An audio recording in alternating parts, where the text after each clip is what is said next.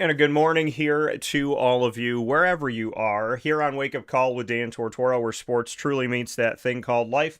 We are inside the Great Lakes Honda City Studios. Appreciate your patience here this morning as we got set and ready to go for, believe it or not, the final week of August. I feel like I was just in June, but that's okay. So the final week of August, full week of August, I should say, because next week we will have the 31st, and then we're into September. So welcome to the week of the fair opening. August 26th is my grandfather's birthday.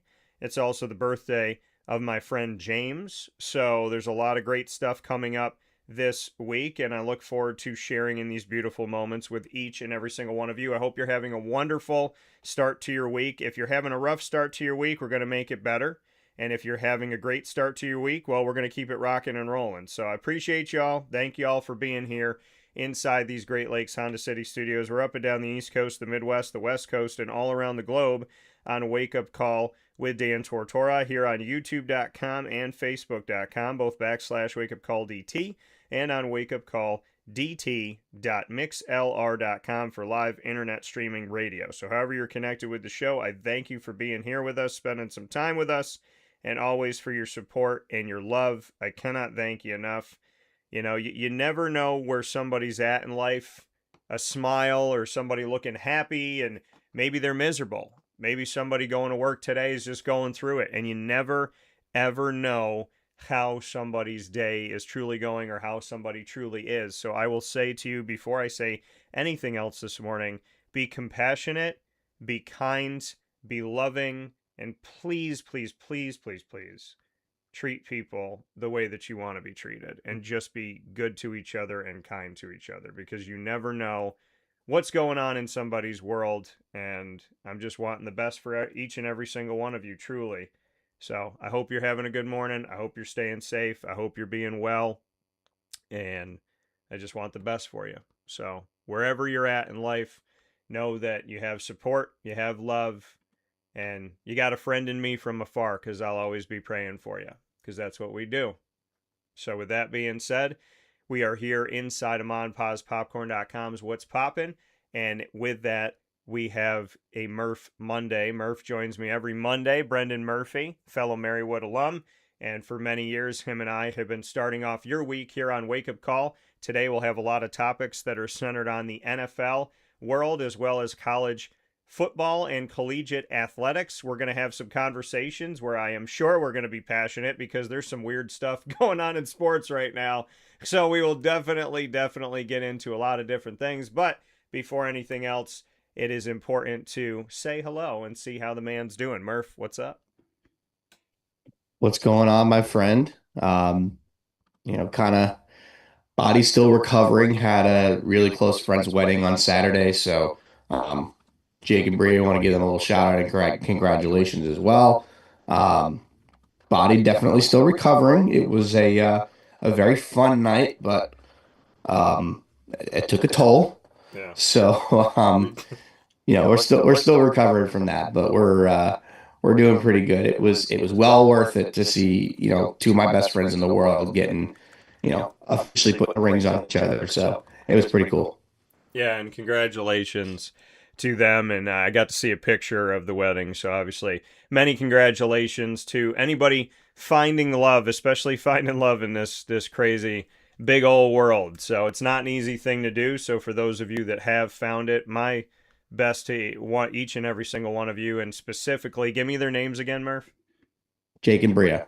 Jake and Bria. So to Jake and Bria, may you have a lifetime of happiness, and may that happiness continue to chase you all the way to heaven someday, where you get to continue to dance with one another. May your lives be long. May they be fruitful. May they be fun. If you want to have children, I pray that that happens. And no matter what life throws at you, may you remember to always be partners, always be together, to love each other's worst days and best days, biggest flaws and greatest assets and greatest attributes. And may you always, always, always thank God for each other every single day, and go to God whenever you need help. God bless you both.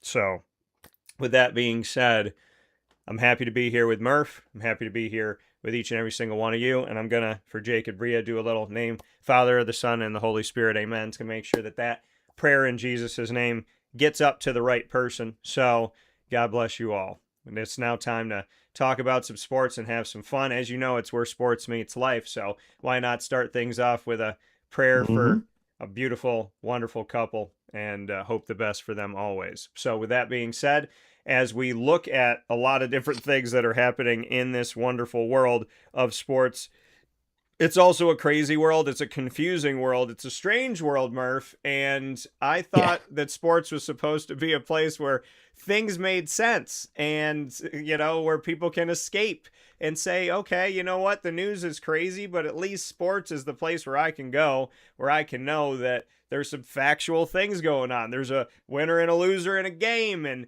when you go to college, you do what you do with your eligibility. And when you're finished with your eligibility, you go try to be a pro, but you can't go back. Hey, there's a lot of things we got to talk about. So let's get things started with first and foremost the NFL. I did have my first fantasy draft of the season, and we did a little bit earlier. We normally do it around Labor Day time. And so happy to get the draft in, get the draft done. We're in a 10-team league.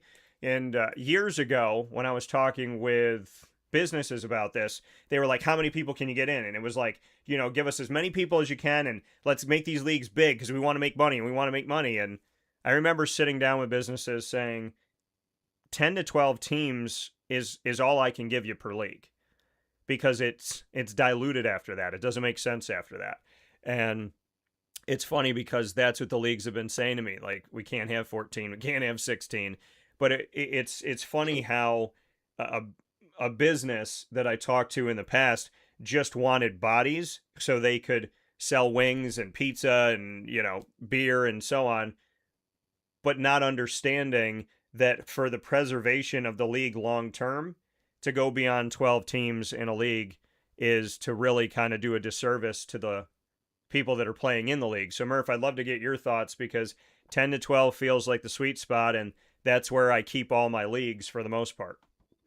Yeah, I think 12 is probably where you need to be. 15 tops is like, I mean, you'll see some of these leagues are 24 teams and you're just like, No. all right, this is a little excessive here. I've never done a league with more than 12. So, you know, knowing what I know, even 12 starts to get like when you get to the bottom of the barrel, like there's not much left. Yeah. I mean, bye week quarterbacks, you're looking at like Geno Smith and, I don't know. Let's say Kyler Murray gets hurt and JJ McCarthy starting. He would be a bye week quarterback. Um, but yeah, like you're not really expecting much out of your late round guys. And, I'm finding that I'm doing a dynasty draft right now, and it's only 12 teams, but it's 30 something rounds. Yeah. We're in round 21 right now. I just took AD Mitchell in the 21st round. The last four picks, I know who the guys are, but they are four wide receivers that are kind of just there. Yeah. So I took Elijah Surratt, Jacoby Myers, Malachi Fields, and now Adonai Mitchell. Mm-hmm. It, I'm starting to get into the weeds of like, who the heck are these guys? Yeah. Yeah. And But yeah, I think 12's plenty, especially in a redraft league. You're not drafting more than like 20 players, so it's not getting, like AD Mitchell would be my last pick or something like that. Yeah. So it's not getting, to that point where it's really becoming diluted. But 12 max, I think, is the way to go. Yeah, and like I mean, yesterday we had 10, and I think we'll have 12 on September 3rd. And I got a league down in Florida, and we ride right around 10. Hopefully, we'll be somewhere around there. So, I mean, that's to me, when I'm looking at the draft and I'm looking at the list and I'm going through, my sheet and whatnot, that's where you're still getting starters. You're still getting, like the second running back, or you're getting that rookie wide receiver on a team where he could very well be a starter at some point. So, You just don't know. right. I think 10 to 12 makes a lot of sense. I'm going to let everybody know where my team is at. So my quarterbacks are Bobo Nix, my guy, and Super Bowl champion Sam Darnold. We have team quarterback in my league, so I have the Broncos and I have the Seahawks, which is funny because they made a trade years ago with Russell Wilson. My running backs are Devon Achan and Kenneth Walker the third. I also have Travion Henderson at running back, Jonathan Brooks, who did not have a true rookie season last year because he got hurt, so he'll be coming in for Carolina with Chuba Hubbard. I'm imagining he's going to play. And then I took a flyer and went out, and I also got Dylan Sampson because there's no Nick Chubb there anymore, and there's no Jerome Ford there anymore, so Dylan Sampson very well could be the number one guy in Cleveland. And I went and got Kalon Black, who won a championship with Indiana, was a guest on my show, and he's in San Fran, and you know that Christian McCaffrey is not going to play every down or necessarily every game, so that's why I went and got Kalon Black as my sixth guy. And then as far as wide receiver, Amon-Ra St. Brown, first time I ever got him on my team. This guy fell to me, and I don't know why, but I'll take him gladly. There's no Mike Evans in Tampa anymore. Chris Godwin's getting older. I got Emeka Ibuka. So I got Amon-Ra and Ibuka, and also brought in my guy Hands that I covered at SMU, who's got Bo Nix and looking better now in the NFL. As time goes by, hopefully like a fine wine, I got Cortland Sutton. And then I went and got later in the draft Brian Thomas Jr., the number one guy for Jacksonville. Casey Concepcion, I took a flyer on a rookie from Cleveland. And then I went with a guy in Miami. Miami's wide receiver core is wide open. There is no distinct, this is our guy. They got rookies, they got young talent. So I went after Chris Bell, who I covered at Louisville and who was up for the Biletnikoff Award for being the wide receiver in the top wide receiver in the whole country in college football this past season. So him and Malik Washington will fight for some hay there. And I think that for me in Miami, again, to go for a rookie in a wide open situation was a good bet. My tight ends, Harold Fannin Jr., who had a great rookie year. And then I went and got my only Jet because, listen, they spent the 16th pick on this guy. So I thought, if you're going to do that, there's got to be a reason. And my gut was telling me, like later in the draft, I was feeling the vibes, feeling like the nerves and, feeling my veins go, just do it, just do it. So I was really, really late in the draft, and I went and got Kenyon Sadiq. So Kenyon Sadiq will be my backup tight end. And then my kicker is Jake Bates. Shout out to him. He did well in the UFL and got picked up by the NFL. And then my defense is the one that bails out the quarterback in real life, so bail him out right now on my team in fantasy, Broncos defense and special teams. So let me get your thoughts, Murph. I like it. I mean, I don't necessarily love the Dylan Sampson. I mean, it's probably going to be Quinshon Judkins that's starting most games. And I mean, don't get me wrong, Sampson will get some run. I mean, it is not at all impossible to have two valuable running backs in fantasy on the same team. I mean, look at Kenneth Walker and Zach Charbonnet for years. Yeah. For three plus years, they were very valuable having each other on the same team. That's why I still think a guy like Chuba Hubbard, who I also drafted in this dynasty league, could still be valuable. Mm-hmm. But I'm intrigued. I mean, it sounds like a team that, am I going to sit here and say it's going to absolutely win? Maybe not, but I think it's a good team that can be competitive, and you usually draft pretty competitive teams. So all you need is a couple of year later picks to be good, and you're in great shape. Yeah, and when you look at the team that I put together, there's moments in the draft where you sit here and you say to yourself, like, okay, do I get my quarterback now or do I wait? And of course, Josh Allen went third overall, and Lamar Jackson went in the first round too. And I'm not typically for taking a quarterback in the first round, but I fully know that Josh Allen's going to go in the first round. So I waited a little bit, and then looking at who was available at the time, Bo Nix, there was maybe a guy or two, but Bo Nix was the one that made the most sense. Travion Henderson fell to me. I got him last year, covered him in the college football playoff when Ohio State won. I still vividly remember him at the Cotton Bowl. So, to me, I wanted to pick him up because he is their number one guy. And yeah, Dylan Sampson is the two to Quinshon Judkins right now, but Dylan Sampson did some good things as a rookie last year, and he's my sixth running back. So the fact that I get him in round 15 or 16, he is meant to be one of my backups. And at that point, you're getting a guy who's probably going to be the number two guy. And Chuba Hubbard and Jonathan Brooks, we'll see. Chuba's never been the dominant guy. Jonathan was supposed to be the guy. That's why they drafted him, in my opinion. But he got hurt. So then Chuba had to step up. And now we'll see how they work together.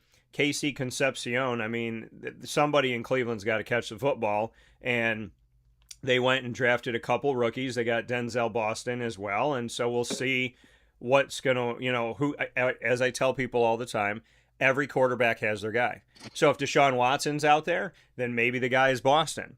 And then if Shador's out there, maybe it's KC, or vice versa. We'll see. But Harold Fannin Jr., to me, I mean, there was a run on tight ends, and I saw that he was still there. I didn't want to go after a tight end right away. And Harold Fannin had a great rookie year, enough for David Njoku to, not have to be there anymore. And then Kenneth Walker III, I look at it like this.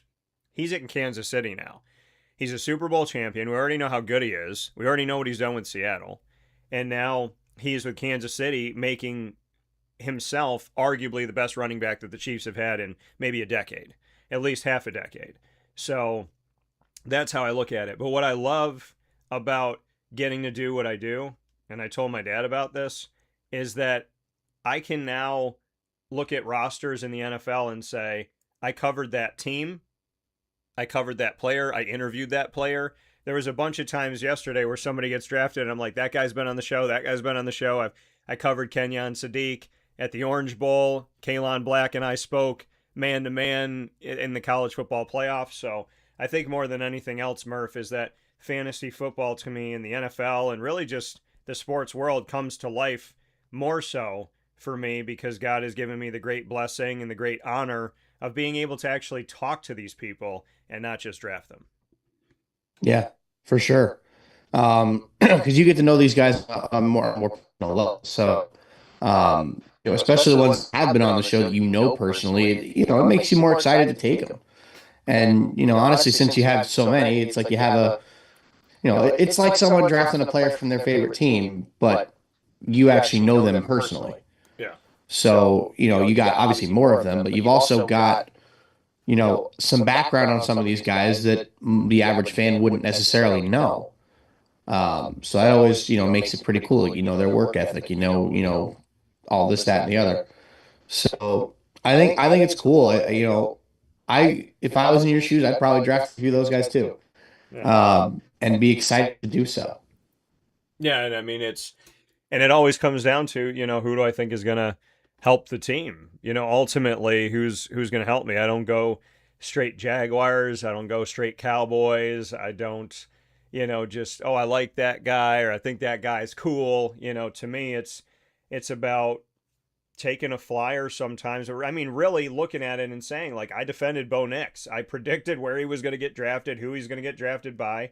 Papa Joe and I were in agreement on that. And, I leaned on him. I made a prediction that he was going to be the second best quarterback in that rookie season behind only Jaden Daniels. And he was. They both made the playoffs as rookies. And, Achan's a guy I've watched for a while. Kenneth Walker is a guy that crossed, paths with my coverage of the ACC and seeing what he's been able to do. And I've been high on Kenneth for a long time. I was high on him before the world was. And then they, got high on him. And then there's a guy like Travion Henderson where I picked him up last year. And now this year I'm excited to get him again. And then there's a guy like Jonathan Brooks where I'm taking a flyer. Is he going to be healthy? Is he going to be okay?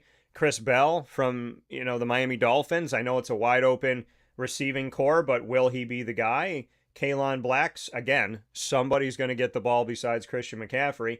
And probably my biggest flyer that I took was Casey Concepcion because I was looking for another wide receiver and looking up and down this list, I wasn't finding anybody that wowed me. I know Casey's a rookie, but this was probably my biggest kind of reach and take a risk and say, okay, I need my fifth wide receiver. Who's it going to be? So, it's the excitement of putting yourself out there, making a pick, hoping you're right, but also being really savvy when it comes to the waiver wire and free agency and getting to somebody before somebody else does, and being able to read the tea leaves quicker than other people, and being willing to take the risk. I mean, life is about taking risks, taking calculated risks to the best of your ability, and to see what happens. And sometimes you're right and you look like a genius, and other times it doesn't work out. And I think every, fantasy season is a mixture of both, just like life is a mixture of those were some really good decisions and maybe those weren't the best ones. But that's what makes it fun, is that you're the GM of your own team and allows you to live in that world. And fantasy football, to those that created it back in the day, and fantasy sports in general, God bless you and thank you, because you let us feel like coaches on who we're starting and sitting. You let us feel like general managers on who we're drafting and bringing in. And in my case, what's up, Roger Goodell? I've been a commissioner for a long, long time. And, 15 years of Florida and 14 years in Central New York putting these leagues together. So it means a lot to me, and it's really fun for me. And I wouldn't know the people that I know if not for fantasy football. So I truly know that some people that have opened their house to me, spent time with me, given opportunities. I mean, there are beautiful things that have come from. I mean, we had a player, somebody who drafted with me from the beginning, Nathan Tamalade, and he, very, very young, out of nowhere, he passed away. And so, as sad as that is, and as hard as it is, who I drafted with yesterday, we celebrate him. Zach and Nicholas and Pete, like, we all get to celebrate Nathan and those that drafted with him. He was always such a kind guy and a loving guy. And he just really loved getting together. He loved getting together, even if it was just one time a year. And so every year now, I created an award in his honor. And I honor somebody in our league who has exemplified goodness, kindness, the definition of paying it forward, that just really cares about people and is willing to put their heart out there. And so 2 years ago, I gave that award to Zach Warner. And this year I gave it to Pete Green. And later on in September of this year, I will be presenting those awards. And those awards are named after Nate, because we miss him. And I'm sick of people dying, man. But yeah. So Nate, just a really good guy and always made me feel good. I mean, sometimes I went to that draft and, man, I was going through hell just trying to smile. Sometimes I went to that draft and life was great and everything's going well. But every time I saw Nate, man, every time, he was always just willing to be there, willing to sit with you and talk with you and laugh with you. And I'll never forget his face, and who thinks when you're in your 30s doing a fantasy draft with a bunch of guys and girls that one of those seats will never be filled again. So, yeah. I mean, all I can say about this stuff is, sometimes we're going through hard times and we're going through difficult times and we're struggling, but you got to show up. And on my good days and on my not so great days, when I showed up to the draft and I got to see Nate, I never thought I wasn't gonna. So all I can say is to Nate and to Zach and to Phil and to Macaulay and to Pete and to Nicholas and to Charles and to Paul and Paul's son Landon and Curtis and Colby and Johnny and Aaron and Eddie and Bill, who's been with me forever, and Becky, who's been with me from the beginning, and Lisa and Carissa. I mean, genuinely. And then to my guys down in Florida, to Eric, to Mark, to Stefan, to Jason, to Rick, to Nicholas, to, everybody that's been with me down there, my big brother Joey. Like, I mean, I started the Florida League when I was working at ESPN 1080 The Team down in Orlando. I literally put out a thing online or on the air We were on radio, AM radio, and I said, we're going to do a fantasy football league. The first 10 people that call are in. And Stefan was like, Murph, he was probably like 5 feet tall at the time. And he was driving in the car with his dad. And they're from England. And big soccer fans, big football with an FUT. And they had never played fantasy football. They were listening to my show and they're just driving. And Stefan looked at his dad and he was like, Dad, we should do it. We should call. And now I've known them for over a decade. And now Stefan's like 7 feet tall. And it's just crazy to me that he will look at me and still remember that. And then Eric, I mean, Eric literally reached out to me and said, when are we doing our draft? And then he said to me, do you need a place to stay? Because normally I'll go down, I'll get a hotel in Orlando and, spend money because obviously I care and I want to be there with the guys. And he reaches out to me and he was like, are we doing the draft, number one? And number two, do you need a place to stay? And he's gone through hell. He's gone through all this stuff in his life and work and all these things. And yet he was like, and he sold his house and he got a new place. And it was like, do you need to stay with me? I can probably make it work. I just got a new place. By the time you come down here, we should be good to go. So, I mean, honestly, without fantasy football, I don't know an angel up in heaven and I don't have a place to sleep down in Florida. So all I can say is you never, ever, ever, ever know where you're going to meet the great ones. So just, even on your worst day, try to smile, show up, and give God a chance to wow you, because he always wows me, is what I would say. Yeah, and it's one of those things where you're right. Like you never know where you're gonna meet your best friend. You never know where you're gonna meet people that you're gonna be with the rest of your life. Friends will come and go. I mean, as most people know, being in college, it's 6 years ago at this point. There are plenty of good friends I had in college that I'm not in touch with anymore. And it's, not for any bad reason. It's, you just fall out of touch. It happens. Yeah. But the ones that we got to see over the weekend, um, you know, when I'll use Jake and Bray as an example because they're obviously we were at their wedding. There was a lot of Pacers that were at that wedding. Mm-hmm. So there's quite a few that I hadn't seen in a few years. Others that I am, still regularly in touch with and see on a regular basis. Another that had just moved to Florida a few months ago, so it was good to see them for the first time since. But like we were close with all these people, but my prime example for this exact thing would be, my recruiting trip to Marywood over 10 years ago at this point was with Jake. That was the first time I met him. Yeah. He also had a mop for hair. And I'll give him crap for that every once in a while, but to be fair, he grew it out and donated it, so that was great on him.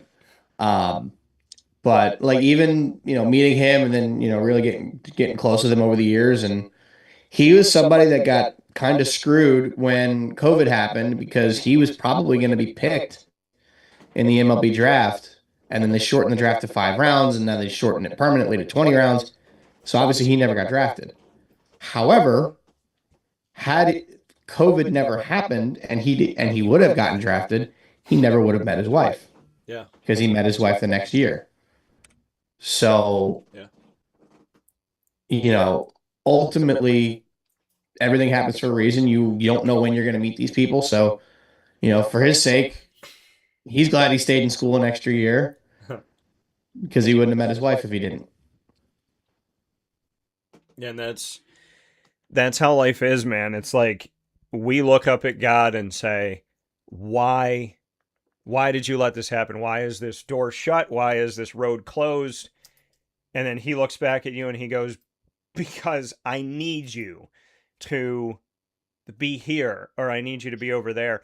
Murph, I'll say this to you, and I said this yesterday, but I was going through stuff in my house. I was talking to Isaac about this, And I was going through stuff in my house when, my marriage ended, and I was cleaning out the smallest room upstairs.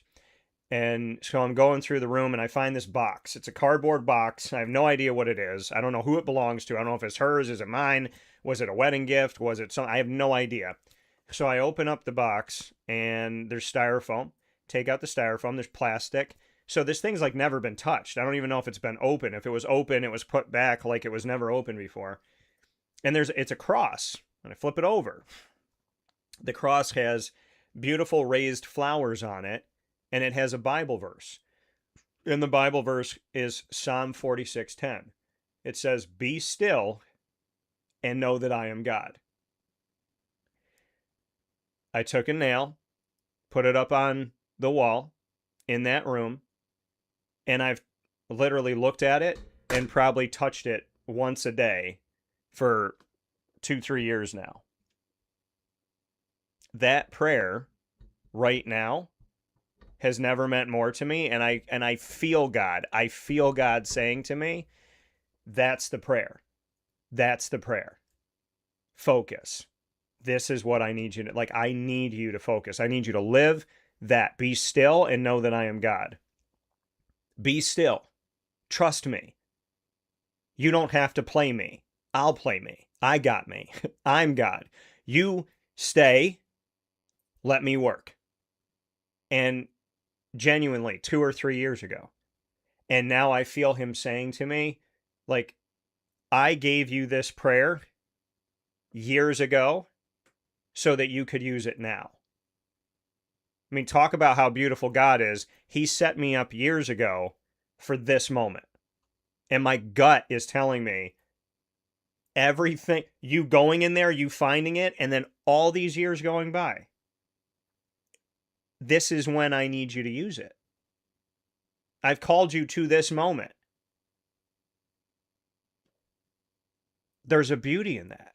There's a beauty in God going, I'm not going to get you drafted.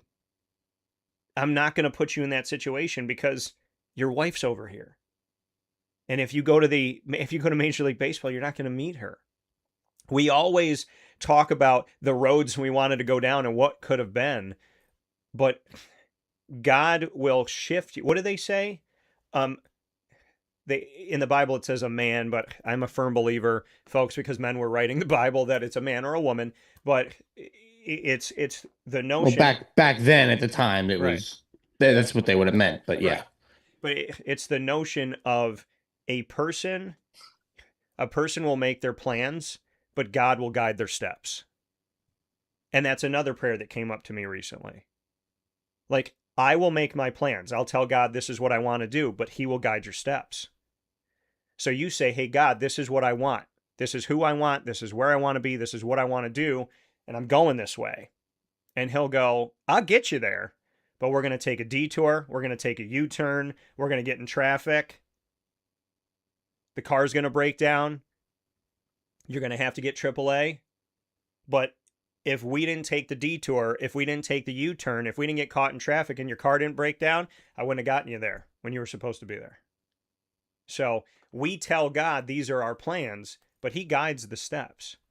And he will do what he does the way he does it. And that leads right into be still and know that I am God. Have faith in me, stop doing my job, and let me do it. And this prayer has been literally just sticking with me. And you can't see it right now, but when I keep talking about this and I keep saying certain things, there's something that keeps falling in my studio. It's like him going, yeah.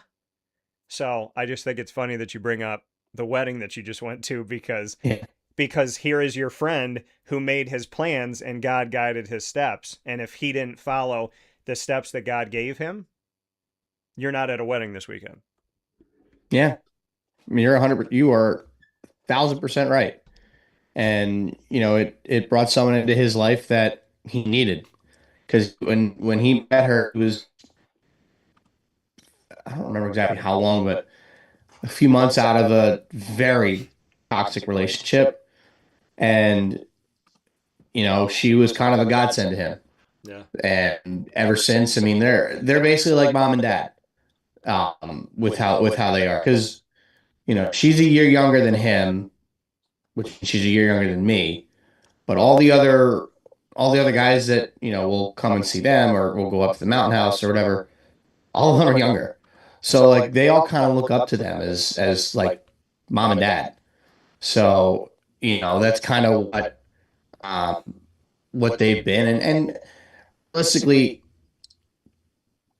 they just put pen to paper on the marriage license and got their rings. Yeah. Like they've basically been married already for probably 2 or 3 years. But yesterday or Saturday was the day that we got to celebrate it, and God, was it fun! And God, transfusions are good. I drank way too many of those. um, but it was a lot of fun, and I wish nothing but the best with them. Obviously, I will see them pretty soon. I'll probably see them in the next couple days, honestly, because they're doing their honeymoon later, probably over the winter. Yeah. But yeah, it was a lot of fun getting to hang out with his family, with her family, and we had a blast. And you're right. Like I said, if COVID doesn't happen and that's a 40-round draft, he doesn't stay at Marywood the extra year, and he never meets her. So everything happens for a reason, and I know he's grateful for it. And I know that I'm grateful for it, seeing him with, the love of his life. So, always going to be happy for them. Always going to be, two of my best friends in the world. Yeah. So shout out to Love this morning and for believing in it in this crazy world, no matter what we've been through. We'll take a step aside for a fast break here on Wake Up Call with Dan Tortora, where sports truly meets that thing called life, as we embody that here this morning. So shout out to the married couple, and up in heaven to my guy Nate, who I know was laughing, smiling, having a good time, and probably making fun of some of our picks in good faith. We'll be back right after this, where sports meets life, inside the Great Lakes Honda City Studios. Stay with us. Looking for your next ride? Look no further than Great Lakes Honda City, located on 7140 Henry Clay Boulevard in Liverpool, New York. Serving our community for decades, their new and pre-owned vast array of vehicles are available to you Monday through Saturday on site. To search from home, shop at GreatLakesHondaCity.com. Call 315-365-5576 to set up an appointment. That's 315-365-5576 for Great Lakes Honda City, 7140 Henry Clay Boulevard in Liverpool, New York. Great cars, great people, Great Lakes.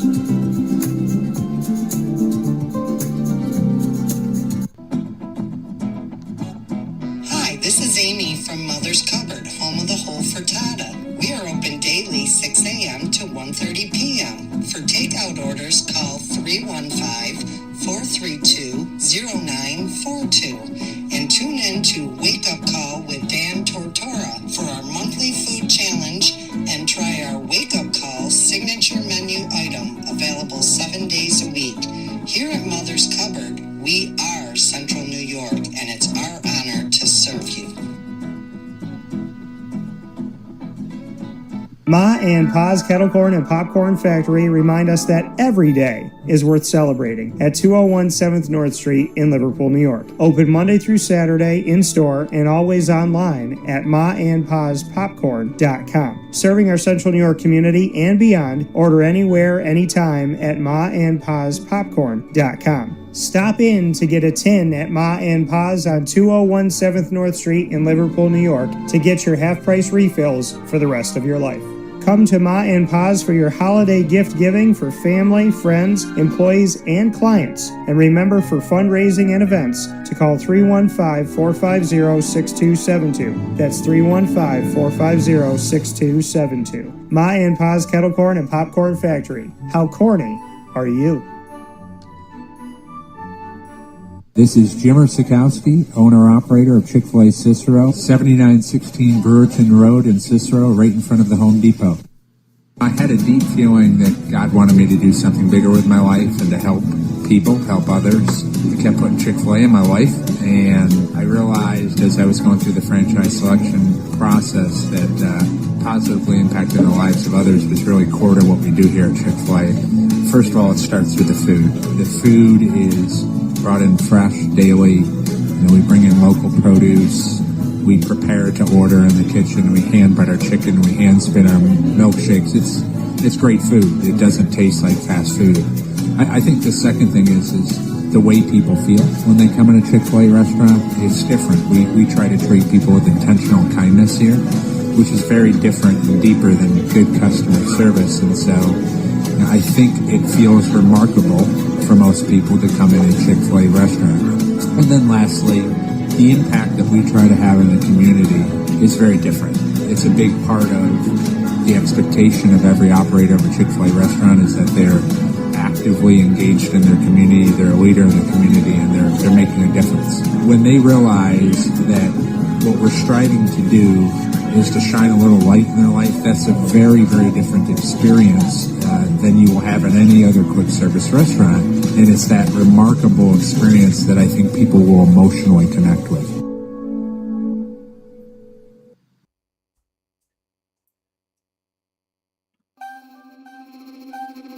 This is Jim Dispenza, owner of Game Point Sports Complex. You hear the same story across any sport that kids play and any sport that adults play. There's never enough places to play. That was definitely true with volleyball, definitely true with basketball. Could be cheerleading, it could be field hockey, which is what we're seeing now. Every sport has a lack of places to play, and I think Syracuse in particular is a place where it's really bad. Despite the fact that we've got a lot of athletic talent around here, we just seem to have not enough places for people to play, and they're going to different places. They're going to Rochester, they're going to, Buffalo. They're going all different places because we don't have a place here, and I felt like that should change.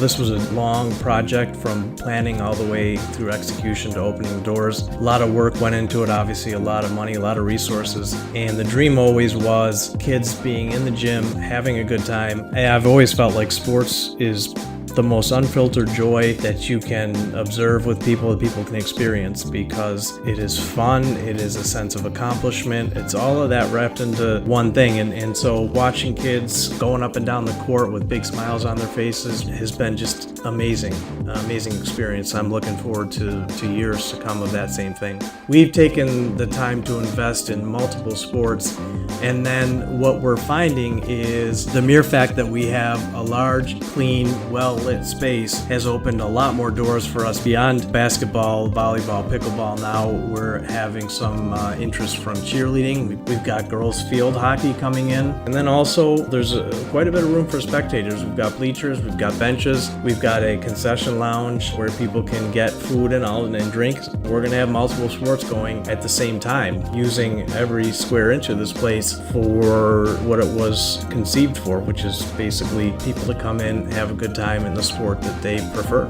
We manage each situation differently. Everybody has different ability to afford different things. Some are bringing 10, 15 people, some are just 2 people. I've had a lot of situations where it's a father shooting around with his son, it's a mother playing pickleball with her daughter or with her son, and in those situations come up and we work with people, and that's allowed us to have groups from 2 people up to 30 people and have some flexible pricing behind it. We're an organization that is here to work with the community any way we can, and I guess part of it is just making sure that we have the flexibility to put together a plan that makes sense regardless of the size of your group. So in order to book time, the best option is to go to our website, gamepointsports-syr.com. You can click from there and sign up for events, sign up for your own particular training, sign up for birthday parties, all of that.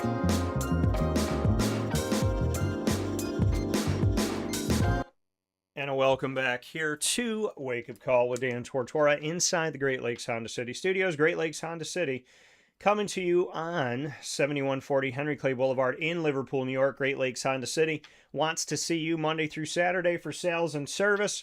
And of course, they want to see you online at greatlakeshondacity.com. We are here on a Murph Monday. Murph joining me to speak on a bunch of different topics where sports meets that thing called life. Let's jump into the NFL and have a little conversation about a guy who was drafted yesterday in our fantasy draft and probably drafted by many of you already, or you were thinking about doing it. and that is running back of the Las Vegas Raiders. That would be Ashton Jeanty. He had been helped out of practice yesterday on August 23rd, believed to have sprained his ankle. The Raiders still are unsure how long Jeanty will be out, but it's not considered a long-term injury. They declined to comment about it during the team practice period on Sunday. Ashton Jeanty ran a route and dove for the football, which was thrown low by veteran quarterback Kirk Cousins.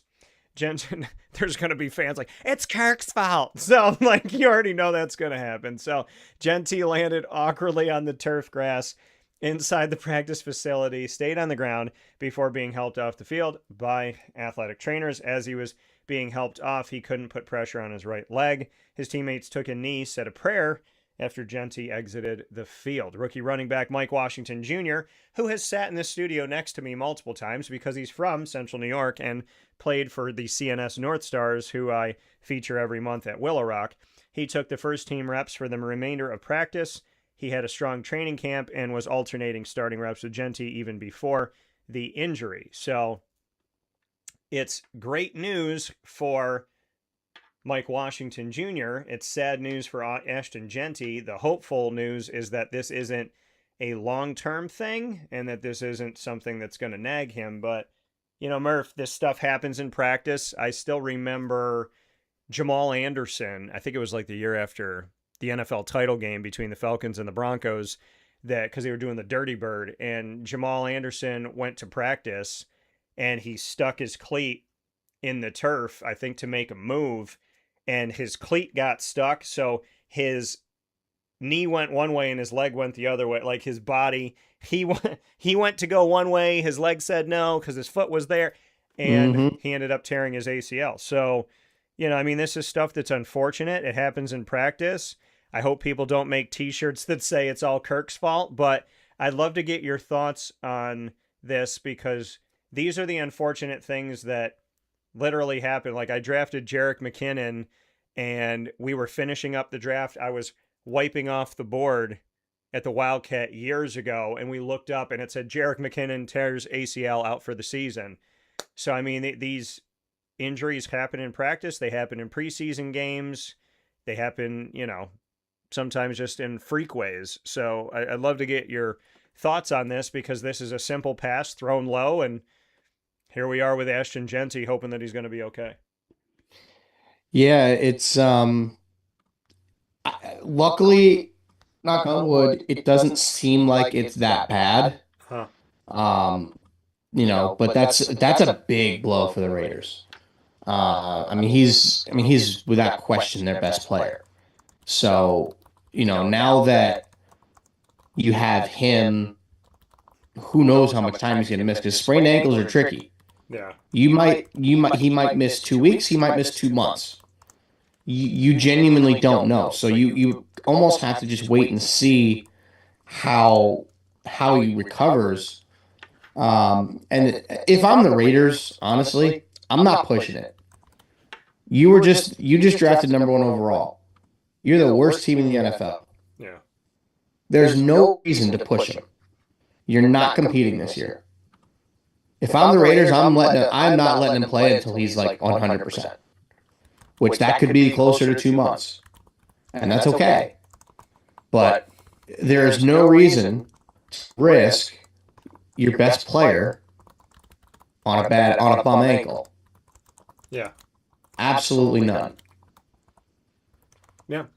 Yeah, I mean, and I think, again, you know, this plays into a conversation that I was having yesterday and a conversation I've had many times here on the show and on and off the air, and that is when somebody is injured on your team, forcing them to play, what is that going to do to you long term? I think about Julio Jones all the time of Atlanta Falcons history. Julio Jones was a guy that, you know, he would have a foot injury or an ankle injury, and seemingly every other year, there'd be a foot, ankle, something, toe, and he would play. And he would play, and he would play, and he would play, and then all of a sudden he'd be out for the rest of the season. He'd be out 4 to 6 weeks. And so, you know, the question becomes, is it really worth it for you to put your guy out there knowing that he's hurt Is it really worth putting him out on the field knowing that you have him right now, but because he's playing on an injured whatever,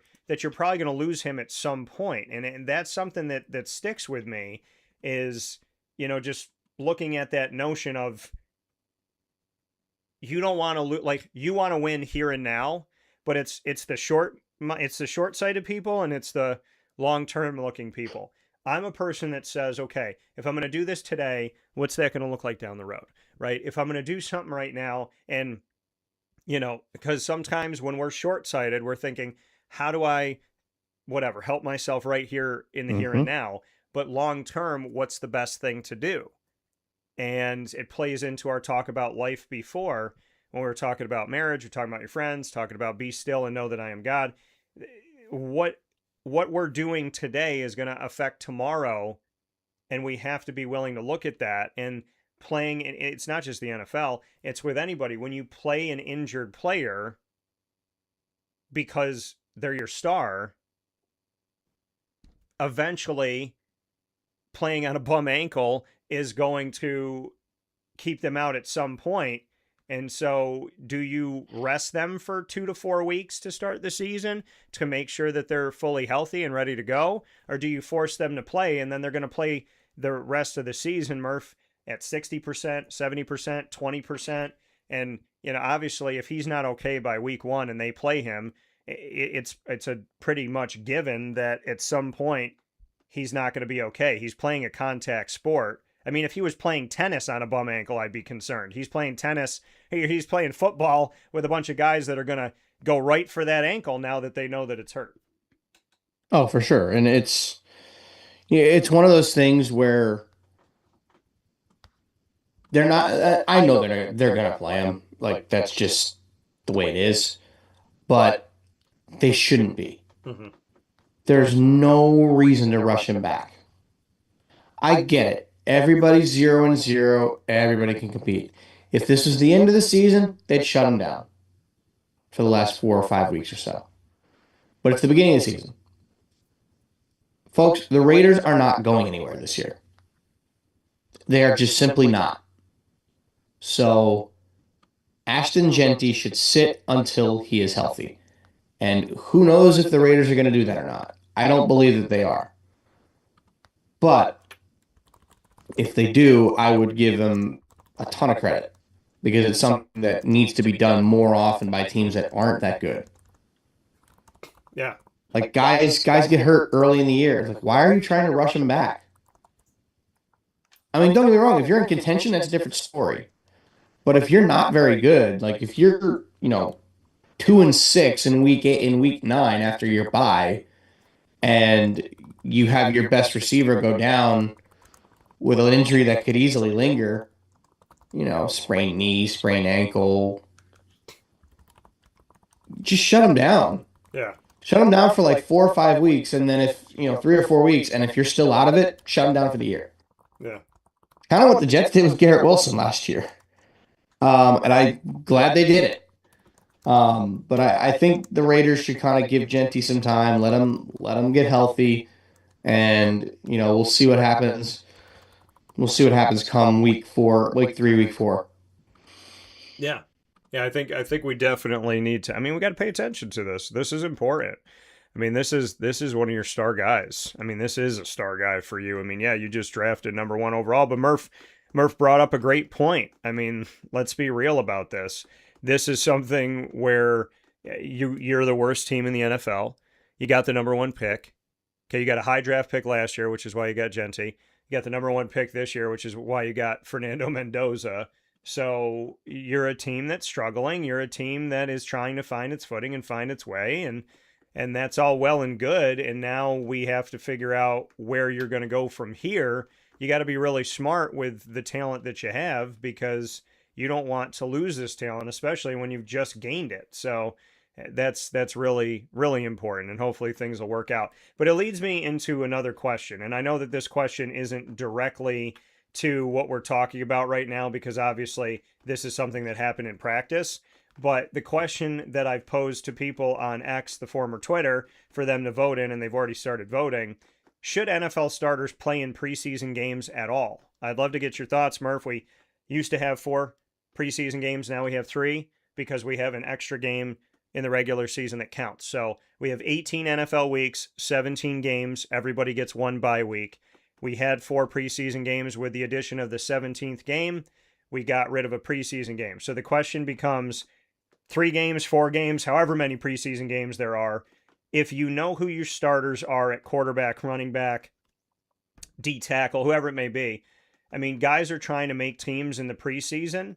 So this is the question that becomes. Do you play the guys that are second, third, fourth string practice squad, undrafted rookies, free agents, whatever? Do you play all those guys to see who's going to make the team? Do you play your starters? Do you play a mix of both? Well, I'm gonna use a baseball analogy here. How do you get your pitchers to be stretched out to start on opening day? How do you stretch them out so that they can pitch 6, 7 innings? Yeah. By pitching in spring training. How do you get your guys, or your hitters, ready to go from shaking off the offseason worth of rust? By getting live at-bats in spring training. Yes, starters should play. They shouldn't play the whole game. You know, 1 drive, 1 quarter. You want to let them play the first half in the last game, that's fine. I mean, the way it used to be was the starters didn't play in the last preseason game. Yeah. It was usually 1 drive, quarter to a quarter and a half, and then they don't play. Yeah. Because the last preseason game was usually reserved for the guys trying to make the team. I do fundamentally agree that there are a lot of guys that are trying to make teams out of camp and using these preseason games to show what they can do. That is absolutely something that needs to happen. That's why they have, the second half of these games to play and give it everything they got.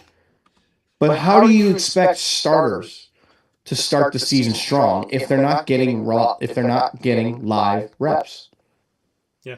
You can get reps in practice all you want, but unless you're getting live reps with a defense coming at you, where a quarterback can get clunked, it doesn't help.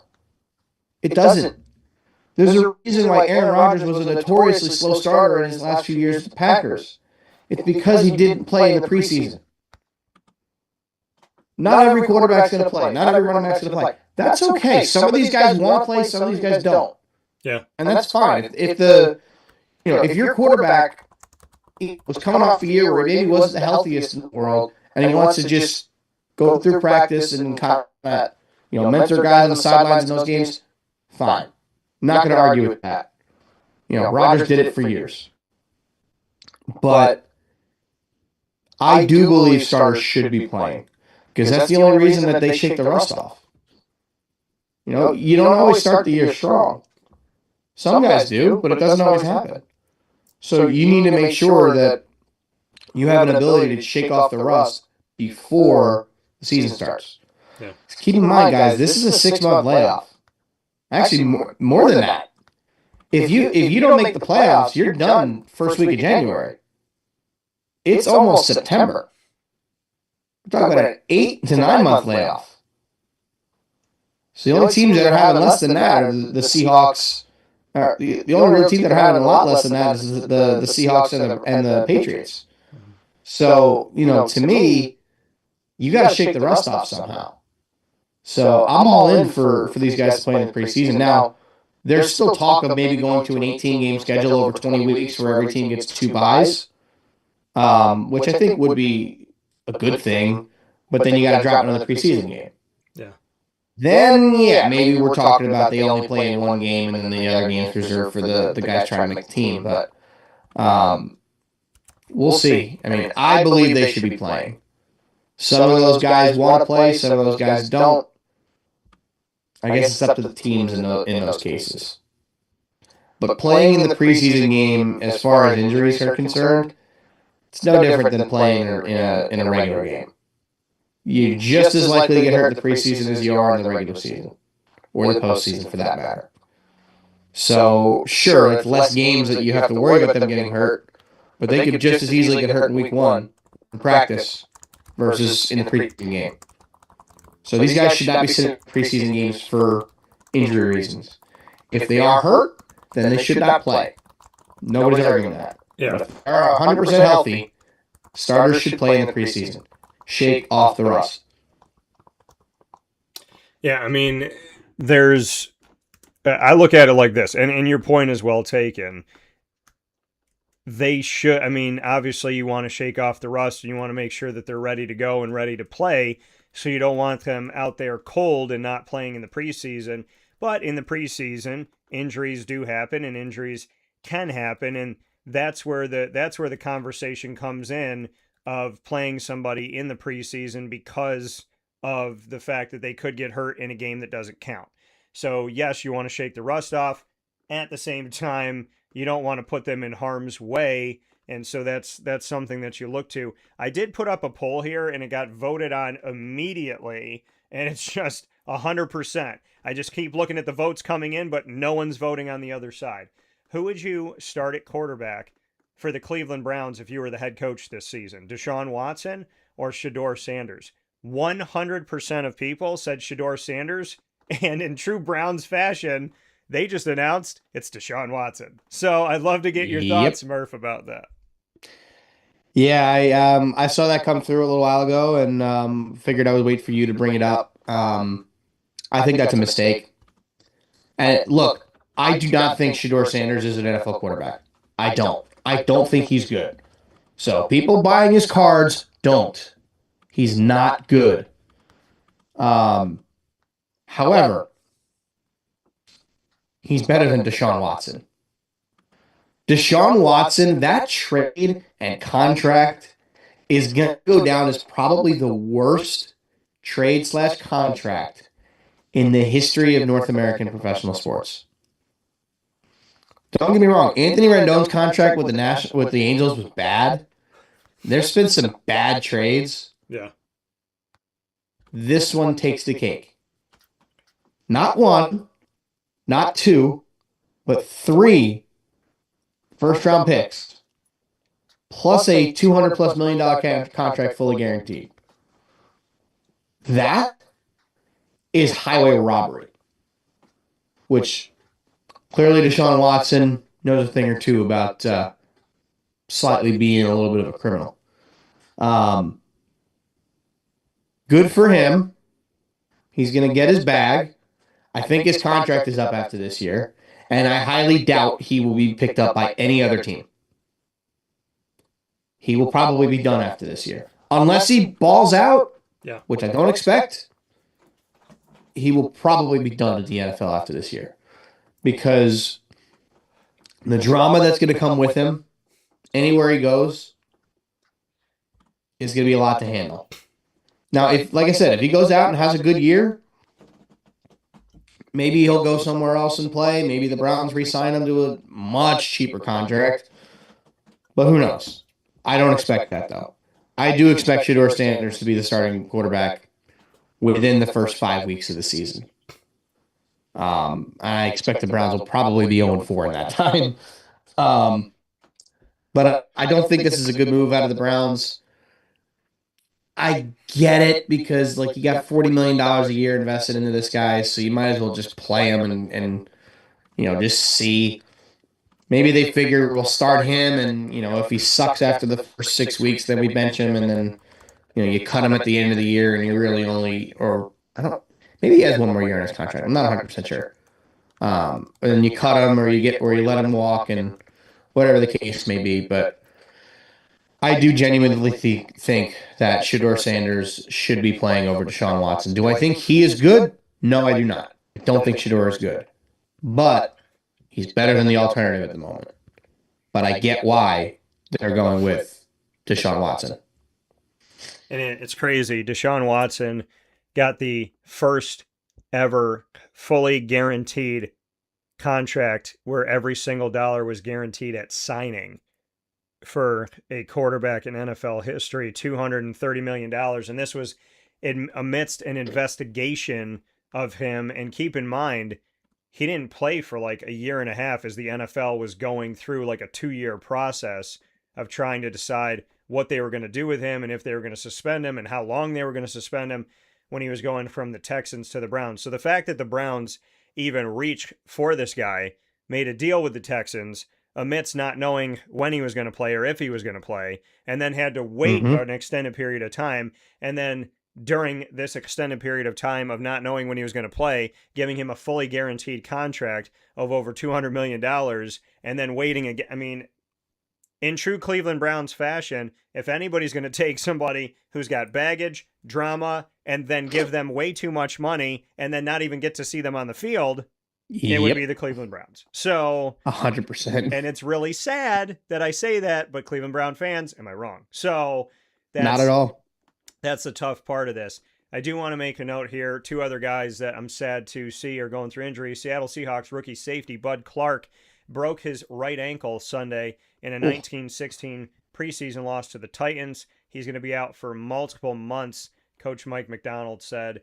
And also the backup offensive lineman for the Seattle Seahawks, Mason Rickman, sustained what the team believes to be a major long-term injury. A second-year player, Rickman, started at left guard, went down on the opening drive, and walked off the field unaided. But both of these guys are going through some tough times, and wide receiver Jake Bobo has a season-ending knee injury during a joint practice with the Titans on Friday. So the reigning champion Seattle Seahawks are without three players, one for a season, one, they say long-term, another one multiple months. So my prayers and my well wishes go out to every single person who is injured, going through a tough time or any type of adversity, which in some way, shape, or form, I think we all are. So I'm essentially saying I'm praying for everyone. And I definitely pray for the Seattle Seahawks gentlemen that we mentioned here and hope that you'll be okay. In Jesus' most precious name, may you continue to do what you love and love what you do. In the name of the Father, and of the Son, and of the Holy Spirit. Amen. And as I always say in recent history here, something I've adopted, adversity breeds opportunity. So may the opportunity from your adversity be greater than the adversity you currently face. With that being said, keeping on with the NFL and rocking and rolling with this, the New Orleans Saints decided to add another running back, and it's a guy that I covered in college, Zamir White, Georgia Bulldog alum. So he is now going to the New Orleans Saints, who traded veteran linebacker Deion Jones to the San Francisco 49ers in a straight-up deal to get some Zamir White on their team. Now, the Saints have Alvin Kamara, who's been there for a long time, but he's out for at least several weeks because of an MCL injury he suffered last week. And then Audric Estime, who played for the Notre Dame Fighting Irish, and I covered him. He has an ankle injury. He did not travel to California for the team's preseason game against the Los Angeles Rams on Saturday after he injured his ankle. I don't know what it is about ankle injuries right now. So that happened in the first preseason game against the Jacksonville Jaguars, and Devin Neal's been dealing with a hamstring injury during camp. So as we look at it right now, the Saints recently got running back Kendre Miller back, who had a back injury, an offseason acquisition of Travis Etienne Jr., who likes to now be called Achan. He said that Etienne is pronounced Achan. I think if I'm Devon Achan, I'm pissed. But it's a story for a different day. So Travis Achan Jr., Ty Chandler, and CJ Donaldson are all on the team and all healthy. So now Zamir White comes in to potentially be the second guy behind Travis Achan Jr. Your thoughts, Murph, on this? Because Alvin Kamara, he's been serviceable. He used to be a top 2, top 4 running back in fantasy. Travis Achan Jr. goes to the Saints for free. The Jaguars did not trade him. They did not extend him. They got nothing for him. So 1,000-yard dual threat catch and run running back goes to the Saints for free. Plus they have Alvin Kamara when he's healthy. Kendre Miller, who comes from the Bears. They just brought in Zamir White, who's only been in the league for a short time, from the 49ers. Your thoughts on the backfield, if the backfield were to be healthy right now in New Orleans, your thoughts on the backfield? Yeah, I mean, if everybody's healthy, Zamir White's probably the third or fourth running back on that roster. Yeah. Which it's still very valuable to have. Right. You know, running backs get hurt all the time. It's not often that you have a star running back make it through an entire year without any sort of injury where, you know, maybe he doesn't miss time, but without any sort of like little lingering thing that could be annoying. So Last couple of years, Alvin Kamara's been susceptible to injury, and he's getting up there. He's creeping up on 30. He might even already be 30. Um, but getting Travis Etienne in the offseason, I think, was a great move for them. He's a guy that could easily step in and run for 1,000 yards if Kamara, does miss an extended period of time. But Zamir White's a great guy to keep in your running back room. Yeah. It seemed like it was a little bit of a need for need. Send Dean Jones to the Niners, get them some help on defense, and bringing in an extra guy for the Saints that'll probably make the team as your third or fourth running back, ideally. In an ideal world for the Saints, he is your third or fourth running back, Yeah. and that's perfectly fine. You like I said, you want to have those guys. Yeah. But at the same time, you feel for the guys that's probably going to get cut because of it. But you got to try to win. I think Zamir White's a move that helps the Raiders right now, and maybe he's does well in practice and earns some playing time in the games, and ultimately we'll see what happens from there. Yeah, I mean, Zamir was a guy that, I thought, and he's bounced around. I mean, he came in and was with the Raiders and then became a 49er. And now, here he is, a New Orleans Saint. He hasn't been in the league that long, but he was a guy that was overshadowed by James Cook, but they were both on the same Georgia team that was winning a national championship. So there's a lot of talent with, that team. And unfortunately, a guy like Zamir White, like I said, gets overshadowed by the fact that he just so happened to be on the same team as a guy who comes into the NFL and, gets to start pretty rapidly in James Cook. And people don't talk about Zamir White. He's been with the Raiders since 2022, and he just became a Niner. And now he's never played an actual game for the San Francisco 49ers, and now he's a New Orleans Saint. But, I mean, having Travis Etienne Jr., again, the Jacksonville Jaguars, made a trade, or no trade. I've been talking about this for about 3 years. I said, you're going to extend him, okay, so now you got another year to make a deal. They had 3 years to trade him. They had 3 years, at least, to work out a deal with him. They let him go for free. He's their top running back at the time. He catches out of the backfield. He runs well. He's been a huge asset and a weapon to Trevor Lawrence. He's a safety blanket for Trevor Lawrence because they both played at Clemson together. And you let him go for free. You didn't get anything for him. You got a starting running back in the NFL who's been relatively healthy since being injured in his rookie season, and you get nothing for him. So we could talk about the Saints until the cows come home, but I want to talk about the fact that the Jaguars were putting themselves in a situation to get nothing for a starter, nothing for a guy who had done some work to prove himself. So I'm at a loss in that respect. I think it's ridiculous.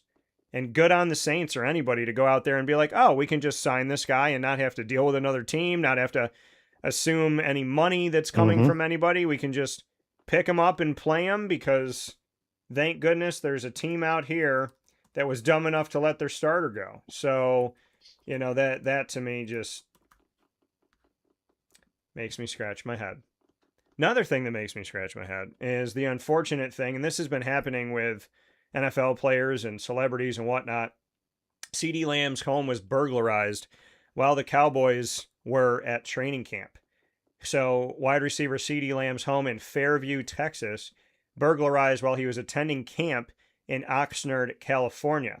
The Fairview Police Department said in a statement that officers responded to Lamb's home July 31st and met with individuals representing the receiver who reported the burglary. According to police, evidence suggests a single suspect entered and exited Lamb's residence through a broken window and took, quote, several high-end personal items, end quote. The Fort Worth Star-Telegram, citing police records, reported Saturday that 4 luxury bags were stolen, property that is valued at over $300,000. Murph, this has been happening in today's world, especially of social media. because people can track where people are. They know when these players are away from home. They know when they're out of state.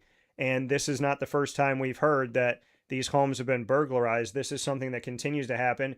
Keep in mind, Sean Taylor, former defensive back for the Washington Redskins at the time, now Commanders, he actually attempted to thwart a burglary, I believe, at his home, and he was killed in the process. So this is an unfortunate thing that continues to happen.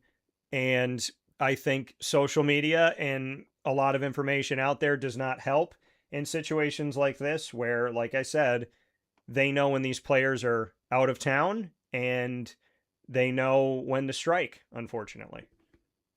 Yeah, and it really just kind of shows that there are still some absolute scumbags in this world that will do that. Mm-hmm. I It's hard to believe.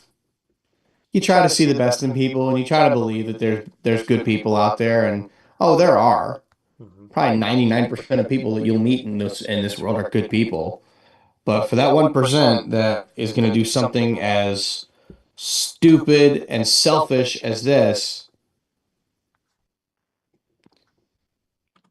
you don't really know how to, respond to that. Yeah. Right? Like, obviously, it's like it's back in the news right now about that kid Carmelo Anthony that stabbed and killed that kid at the track meet last year because he's trying to get a new trial, and his appeal was denied, thankfully. It's the same thing. Like, these people are the scum of the earth when they try to when they do something like that. Yeah. And then they just think that, well, I'll get away with it. And then they get a little bit of a reality check, as they should. So there are people in this world that are absolute scum of the earth. That's what this guy clearly is. And, he needs to be, once they catch him, prosecuted to the fullest extent of the law. That is big time grand larceny. And hopefully CeeDee gets his stuff back and they throw this guy in jail for a long time. Also, since we have last spoken about it, they did catch the guy and the kid that stole the card out of that showcase at the National. Okay. The seller declined, or the vendor declined to press charges, but they did find the guy, and we know who the guy is now. So, honestly, I wish he would have pressed charges, but at the same time, I guess theoretically, you press charges, the card gets put away as evidence, and you can't get it back. So I guess that's probably part of it. But again, absolute scum of the earth. People, it's not that hard. Yeah. Just don't be a jerk. Yeah. Yeah. And, and I'm happy that they caught the people that you talked about here. But I mean, Murph, I don't get it. And I'm never going to think this way because it's just not me. But I don't understand why people hurt people. And I don't I always say, am I perfect? No. Do I make mistakes? Do I piss people off? Do I bother people? Do I, get under somebody's skin at some point? Yeah, but never intentionally. I always lead with a pure heart and good intentions. I'm not going to be perfect. I'm going to make mistakes, but I always lead with a pure heart and good intentions. The people that I love, I know I'm going to frustrate. And I know they're going to frustrate me. But I love them. And I will do anything for them within reason. I'm not going to go against God. But I will do anything I possibly can to help somebody. And I don't think a person should ever be leading without a pure heart and good intentions. And so when we see these things happen, it's not a pure heart and good intention that someone burglarizes a home or steals a card or does something like this. And you wonder what that inner monologue is, because we all know right from wrong. We pretend that we don't, but we all know right from wrong. And I always look at motive, right? I always look at motive. So, because we're not going to be perfect, we're going to trip, but it's like, what is your why? And, somebody could say, well, they stole the card because they have no money and they lost their job and this and that. but you don't steal from someone. You don't take from someone's fortune to try and have a fortune yourself. It's never going to work out. And, you know, in the case of CeeDee Lamb, in the case of the card show that you were at, to take from somebody else is never going to truly give you what you need. I don't believe in that. And that could be a person, that could be money, that could be a thing. Like if you try to pull somebody away from somebody, right, and you get them to cheat, very rarely is that going to create a great situation in your life. There's nothing good that comes from, I'm going to take from somebody's home and put it in my house. You know, it doesn't, like, I put it to you, like, I don't know why I'm thinking of this, but I'm just going to say it. Like, let's say somebody took like a prize, like there was like an owl statue. And let's say this owl statue to you, Murph, looks like nothing. It's like a bronze statue. But that owl statue is like $400,000. And somebody takes it out of someone's house and puts it in their house. That person that puts it in their house, I would think you're like, every time you walk by that, it's like the telltale heart, like it's just going to eat away at you. And they say some people it doesn't eat away at because they have no soul or they don't care. It doesn't matter. That's not true. If you didn't have a soul, you wouldn't be alive. So something inside of you knows when you walk by that statue that there could be somebody trying to take it back, right? The person you took it from. There could be somebody that takes it from you. But there's this reality about you get what you give. What you put in the world, you eventually get out. So whatever you give, you're going to get. Mm-hmm. And there's no good in taking of something and that's not yours. And I think it's really unfortunate that we like talk about this stuff that's happening. Not unfortunate that we talk about it, but the fact that it is happening. I've always felt that way. I'm like, you know, and now listen, I've made mistakes. I'm not perfect. Nobody is. I just look at things and say to myself, like, I remember being like 10 years old and I was trading cards with my buddy and I stole some of his cards and he didn't know. I still think about that to this day. I was like 10 and now I'm 40. And I'm still I know his name. I'm like, if I saw him, I think I found the cards when I was going through stuff like months ago. I'm like, I literally want to return these to his face and go, I am so sorry for doing this when we were in elementary school. Like, there's no part of me that wants to be attached to these cards. Like, please take these back. I am so sorry. You could scream in my face. You can hate my guts. You can, yeah, like, I deserve it because I did this. And so I caution people to just think about, if I take that bronze owl and I put it in my house, how long is it going to stay there before it breaks? Somebody takes it. You know, something's going to happen with that owl, Murph. And because God is God and God will always humble you. And if you think you're going to get away with something, none of us, I'll put it to you like this. None of us get away with doing the wrong thing forever. None of us. Not even Raymond Reddington. Yeah, none of us get away. I still haven't had a chance to actually sit down and watch that whole show, but it comes across my TikTok feed all the time, and I keep thinking to myself, like, when am I going to sit down and watch that show? It's 10 seasons. It's a lot. So I don't know if or when I'll ever like fully watch it, but you're 100% right. Like, you're not going to, like, these people that do these things, they don't get away with them forever. Yeah. Folks, they did catch Ted Bundy. If they could catch Ted Bundy, yeah, they could catch anybody. Yeah. And I think it's interesting to me, you know, that people think like I can get away with it, or I've gotten away with it this long, you know, who's going to stop me now? But I will tell you with utter certainty, God will always remind you who he is. And no matter how far you run, you can't outrun God. You can't outrun your life. You can't outrun reality. That's just real to me. You cannot outrun the Lord, whether you believe in him or not. You can call it the universe. You can call it God. You can call it whatever you want to call it. But you cannot outrun your life. You just can't. Yep. let's talk about something that is going to make you and I both mad. I know where this is going. So let's talk about something on a Monday morning for all of you watching and listening up and down the East Coast, the Midwest, the West Coast, and all around the globe on youtube.com and facebook.com, both / wakeupcalldt, and on wakeupcalldt.mixlr.com. Join us in this conversation where you get to see Murph and I just be mad on a Monday. Here we go. The Cleveland Browns are waiving tight end Daquan Wright, who has an agreement in place to leave the NFL and go back to college and play for LSU if he clears waivers. His agents are Drew Rosenhaus and Kyle Lincoln. Wright is believed to be the first player ever in the history of mankind to have an agreement to return to play in college after signing with an NFL team as an undrafted free agent.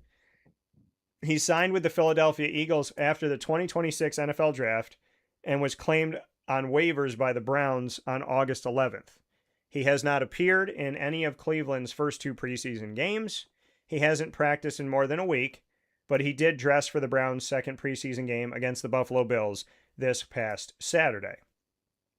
Browns coach Todd Monken said Wright has been sidelined because of an injury.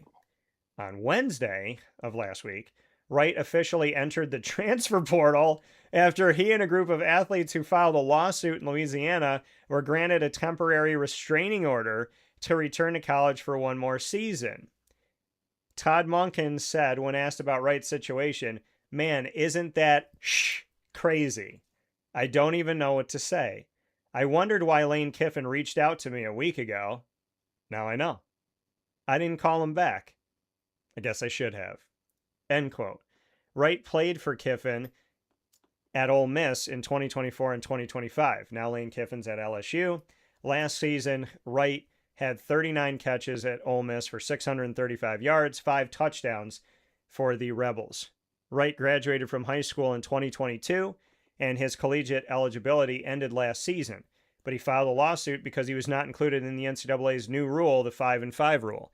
Because for some odd reason, people think that the 5-and-5 rule that the NCAA just instituted to play 5 years of collegiate athletics within a 5-year period, to have 5 years of eligibility in 5 seasons in 5 years, which either starts when you turn 19 or when you graduate high school and go on to college, whichever happens first. Now the players that finished up their eligibility want to retroactively get to play another year, which is interesting. Now, this new rule is less than 2 months old from the NCAA, and it grants the 5 years of eligibility over 5 years, but doesn't take effect until next season. The 10th Circuit Court of Appeals granted the NCAA a stay on Friday morning in an order reversing the federal judge's decision that had opened the door for all athletes who started college in the 2022-23 academic year, like Wright, and played for 4 consecutive seasons to return for a 5th season. But that stay does not wipe out the cases of dozens of athletes who have successfully petitioned for restraining orders to play a 5th season in state courts around the country. So, Daquan Wright, allegedly, as of right now, pun fully intended, becomes the first player to leave the NFL to go back and play in college. I do not understand college sports anymore. I do not understand America. I think common sense has died. None of this makes any logical, rational reasoning to me whatsoever. I am now looking, listen, I'm 40 years old. I was recruited at Marywood to play D3 basketball. I chose not to. I broadcasted instead. I was given a roommate that was on the team. Like, the plan was there that I could go out and play for, at the time, Eric Grunman. So, I guess at 40, I have 4 years of eligibility. Now I have 5. So, I don't know how. I got 1 more year. I got 2 more years, actually. Right. So I don't know how. I got the COVID year. Right. So I don't know. So I got 2 more years of eligibility. Right. Can I claim the COVID year because I was alive during COVID? Like, I don't I I'll go don't. back and play college golf for 2 more Yeah. years. I I'm do in. not understand. I don't understand life. I don't. I don't understand life. I'm a man who can play a woman's sport. I'm a man who gets another year of eligibility if I want it. I'm a man who can fight the NCAA in a circuit court, go to a district court, whatever, and get what I want. I mean, Murph, we are sitting here this morning on Monday, August 24th, 2026, where you can go to the NFL, sign a professional contract, which you get paid for, and then tell the NFL that you're going to go back to college because you think it's better for you. And then if Daquan Wright has a good season, what is he going to go back into the NFL draft? So he's in the draft, he doesn't get drafted, he goes back to college, and then he goes back to the draft. Yeah.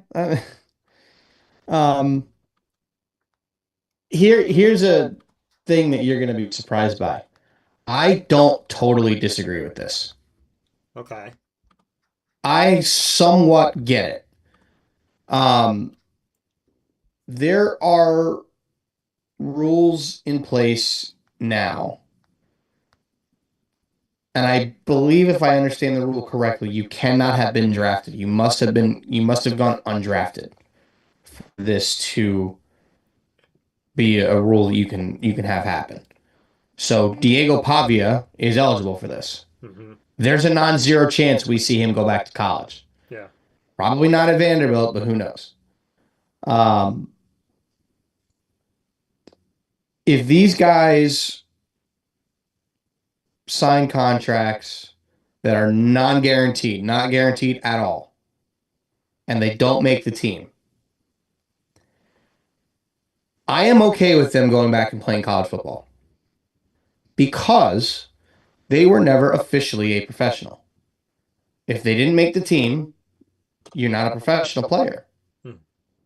No, now if he went to the UFL, the CFL, that's a different story. You played, you're professional, that's it.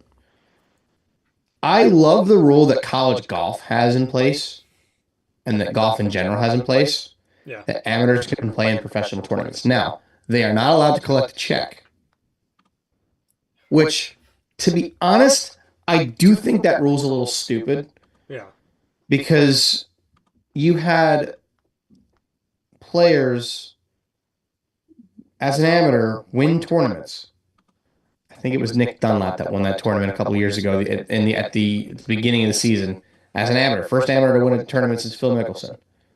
Couldn't collect a check. It was like a $1.5 million purse for first place. Was not allowed to collect a check because he's not a professional. Yeah.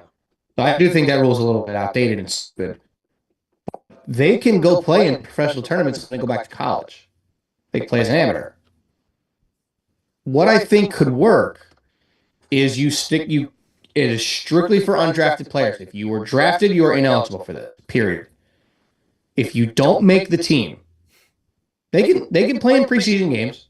Yeah. But if they don't make that team or any other team to where they don't get claimed on waivers, nothing. If you want to let them go back and play college football for the last year, that's fine.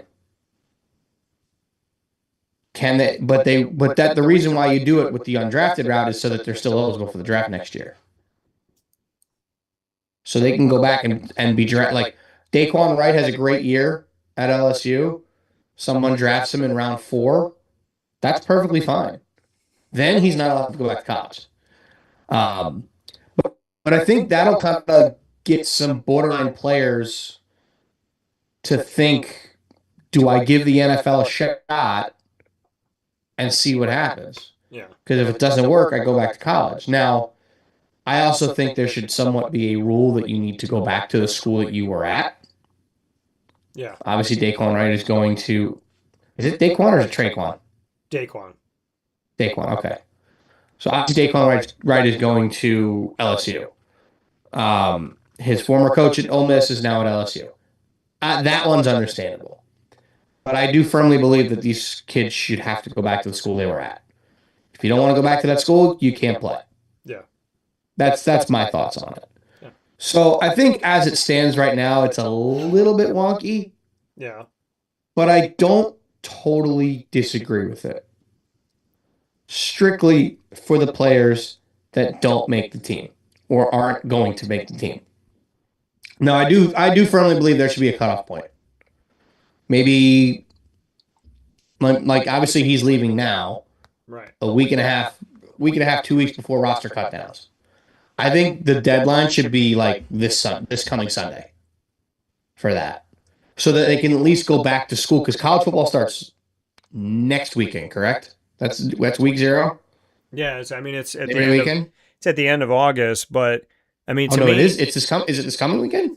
yeah, I mean, well, week 0, which is now, I mean, it should just be called week 1 because Yeah, I know. the week 0 schedule is not one game anymore. It's multiple games. So week 0 for college football will actually officially This put week. us out there Saturday, August 29th. So this Yeah. Saturday. So I guess like Monday or Tuesday should be the deadline, so that these guys can go back to school and have enough time to. And this is why I'm saying they should stay with their schools. They already know the system. They already know the offense. Maybe. So they don't Because- have to they don't have to spend time and relearn these things. But I don't totally disagree with it. I can understand anybody that does disagree with it, and I know this is going to kind of be a little bit of a hot take. But I do think you should give these guys another shot. They made the attempt to go to the NFL. They didn't make they didn't make the team. So, give them a shot to go back to college and see if they can earn it next year. But once you do it once, you can't do it again. So, like, if you leave after 4 years, if you leave after 3 years and you don't get drafted, sorry, bud, you're out of luck if you don't get drafted after you come back. Yeah. But I think that could be a way of making the draft a little bit better, in such a way where we can get some players that are maybe borderline that might not come out for that reason, or maybe they do, to give it a shot and see if they can, make the team. Now, the reason I'm saying you keep it with guys that were not drafted is because anyone drafted in round 7, yeah, they might not make the team, but you were good enough to be drafted in the NFL. Right. If you're good enough to be drafted into the NFL and you don't make the team, sorry, pal, you're out of luck. If you were not drafted, because if you're drafted, I believe your contract is mostly at least for 1 year. So the guys that get cut that are draft, 7th round draft picks, they're not making a ton of money anyway. They get cut. They still got decent money. Yeah. These guys that sign as undrafted free agents for the league minimum, those contracts are not guaranteed at all. So they're not. It's not like they're going out and making $5 million and then going back to college. They're making nothing. So I honestly think I'm okay with it, but I think we need to clarify the way that this needs to be done. Yeah. I'm gonna put it to you like this, because I have my thoughts as well, and I hear you. This is our best debates when we disagree. Well, I mean, and I love it. I love this. We live in a world right now where you can play in college for as long as you want and get no degree. If you want an extra year and you got the right district court judge, you got the right circuit, you got the right whoever. I mean, look at Trinidad Chambliss. Your eligibility's over. I don't want it to be. Well, the NCAA says it is. Well, I'm going to go to this district court. And the judge says, sure, we'll file an injunction. And now they go back to the NCAA and say, now Chambliss gets to play. Now, is he done? Well, he was supposed to be. The rules, am I happy that Chambliss is playing for Ole Miss again? Absolutely. Am I happy we get to see him in college football? Absolutely. Do I think he's a talent and he went from Division II to Division I and he's made that jump and he's been successful at both? I think it's a beautiful story. I think it's an incredible story. I have nothing against Trinidad Chambliss. I'm happy he's playing, but he circumnavigated the NCAA to do it. So I have to call a spade a spade. I have to say I'm happy that he's playing, but should he be playing? There's two different conversations here. Am I happy he's out there? Yes. Should he be out there? Probably not. So my issues with all of this is that the NCAA has functioned for decades with a rule book that people were afraid to break. Those rules have now been challenged, and the NCAA has proven that they can't fight anything and win, for the most part. There was a Miami Hurricane tight end that played his 11th year. There's a guy who's played his 9th year. There was a guy at Syracuse, David Reese, defensive lineman last year, who wore number 8 because he was in his 8th year of eligibility and had played at multiple schools. Justice Ross Simmons was an undrafted free agent in the NFL, and he just came back to Syracuse. And now he's going to play for the Orange again. Am I happy that Justice is back? Yes. Am I happy that Justice gets to play after him going through multiple years of injury? Yes. Am I personally happy for a guy that I've talked to that's been on my show that I felt bad for the injuries he went through? Yes. But do I think it is insane that in the middle of camp, Angeli maybe talks to Fran and goes, hey, Justice is still out there. Let's go get him. Or whoever talks to whoever. I'm not saying that happened. I'm saying if I'm a quarterback and I got a whole new receiving core, and then I see that one of my receivers didn't get drafted and doesn't look like he's got a good look at the NFL right now, and I just go to my head coach and I go, I like that guy. Not going to hurt us to bring him back. I mean, again, college athletics is now professional athletics.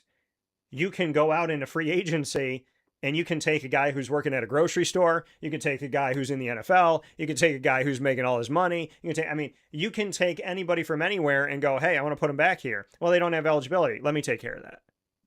The NCAA institutes the 5-5 rule from here forward. And now the players go, well, that's not fair. Well, that's not fair. Well, that's not fair because I want to play.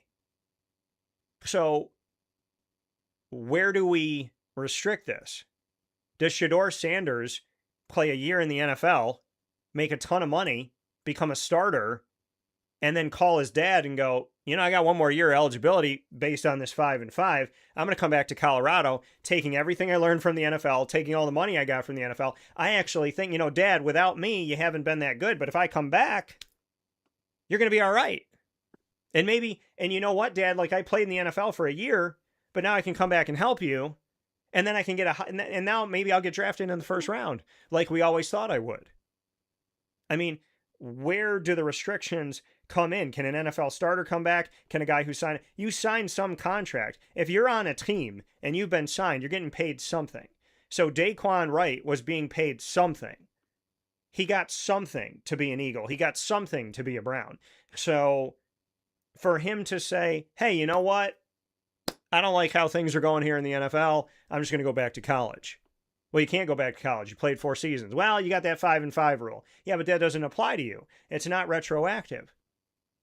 Okay, there's decisions that Walt Disney World made after I worked there that would have benefited me, but I couldn't get them because I wasn't working there anymore. It's not retroactive. I can't go back in time and say, well, you got better health insurance now, so I want you to go, comp me and pay all these medical bills that I had to go through. Or you said that I could get written up if I had a mustache and I had to shave every single day. And if I shaved at 8 o'clock in the morning, my 5 o'clock shadow happened at noon. So maybe you wrote me up, but now you can have full facial hair there. So now I want all those write-ups to come back and I want to have this cleared. And not that happened to me, but I'm using it as an example because my facial hair does grow fast. So we're living in a world right now where the NCAA cannot enforce the rules it has. If it changes a rule, then people that are already done playing college athletics now want that rule to apply to them. At what point do we stop? Because I'm going to tell you this. Where I'm going to agree with you is if you're an undrafted free agent and you have eligibility. This is where my caveat comes in. Not that you say to the NCAA, I played my 4 years, but now you have 5, and now I want to be, given that because I should have been given that. And now a player from 30 years ago wants to play, 5 years ago wants to play.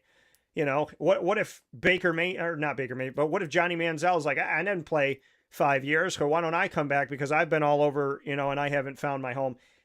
At what point do we stop this? If you are an undrafted free agent in the NFL, for example, and you played 3 years in college and you have another year and you're not signed to a team and you would love to play football, but right now the NFL is not going to take you and the CFL is not going to, you don't want to go to the CFL, you don't want to go overseas. I don't want a kid to fall through the cracks. So if you haven't played your full eligibility and you're not on a roster, then yeah. But Daquan was on a roster. Now, he might not make the 53-man roster, but he's made the 90-man roster or the 72-man, whatever. But if you have eligibility, if you went undrafted, you're undrafted, you're floating in the air, and you still have eligibility left, then yes, I think you should be able to come back. But I think you have to make that decision a week before the season. I mean, it's great to have Justice Ross Simmons back in Syracuse, but he just missed 3 weeks of practice. So, and you said, okay, go back to the team.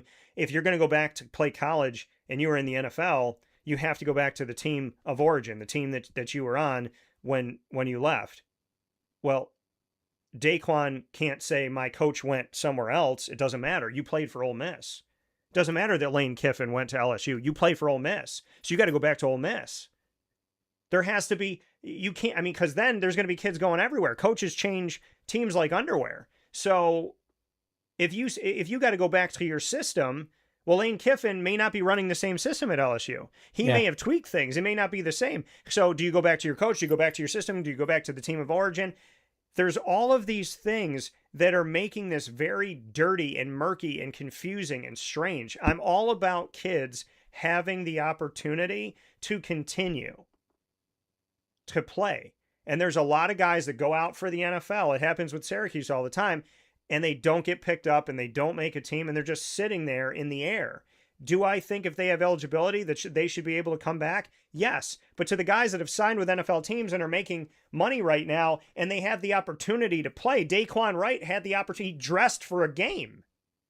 The Cleveland Browns think you're good enough to be on their roster and dress for the game. And you're done with your eligibility. To me, this scenario, it's like Daquan, you played your time to the rules that were there in place at the time. You got on an NFL roster, you dressed for a game. But in the case of Justice Ross Simmons, let's say he's not on a team and he's not on a roster and he's got no opportunity to play. He's just sitting there trying to figure out, what do I do with my life? Because I want to keep playing football and I don't want to go use my degree right now or use whatever right now. Like, I'd like to keep playing. There is that middle ground, Murph, that I agree with you. If you have eligibility, that you could return to your team that you were on, if you have eligibility and you're floating in the air, because there's a lot of guys that fall through the cracks. And in the NBA, it's even worse. The NBA, you got about 3,000 people trying to get on 60 spots, plus international players. So you might have 5,000 guys going for 60 spots, and only 30 of those spots are guaranteed money. The second round isn't even guaranteed. So and in the NBA, it's different because keep in mind, for college, you got to play 3 seasons or you got to be a certain age to go to the NFL draft. If you're playing college basketball, you only got to play a year. So you got an 18-year-old, 19-year-old going into the NBA draft with 60 spots and 5,000 players. He doesn't make it. He's still got 3 more years of eligibility, 4 more years with the 5-and-5 rule. He should absolutely be able to come back. But if he's playing in the G League, as long as he doesn't go to the G League first. Right. But if he's going to the G League, you're a pro. If you're going to the G League, you are one injury away from being called up by your parent team. If you're in Major League Baseball and you're playing in single A, double A, triple A, you have the opportunity. You're a pro working your way through the system. If you're in the NHL playing in the AHL, you're a pro working through the system. The NHL is weird though. You can be drafted in the NHL and yet still play in college, which I actually love that rule. And I wish baseball would institute that because it would make college baseball that much better. But Luke Hughes from the Devils, I forget where he went to school, but he didn't come play for the Devils in the AHL or the NHL Yeah. for at least a year after he was drafted because he finished playing in college. I do firmly believe that that should be acceptable for um, baseball and hockey. Maybe basketball. I don't really agree with that because these guys usually play day one. Definitely not football because they always, a lot of these guys are playing day one. But, going back to your point, yes, it should only be allowed if these guys have eligibility. I don't necessarily agree with this particular case either, Yeah. but I do like the idea. But they need to have been undrafted and they need to have basically known that they are not going to make the team. So I'm all for it if they're not going to make the team. It's one of those things where, these guys are going to get cut and they're like, all right, well, what do I do now?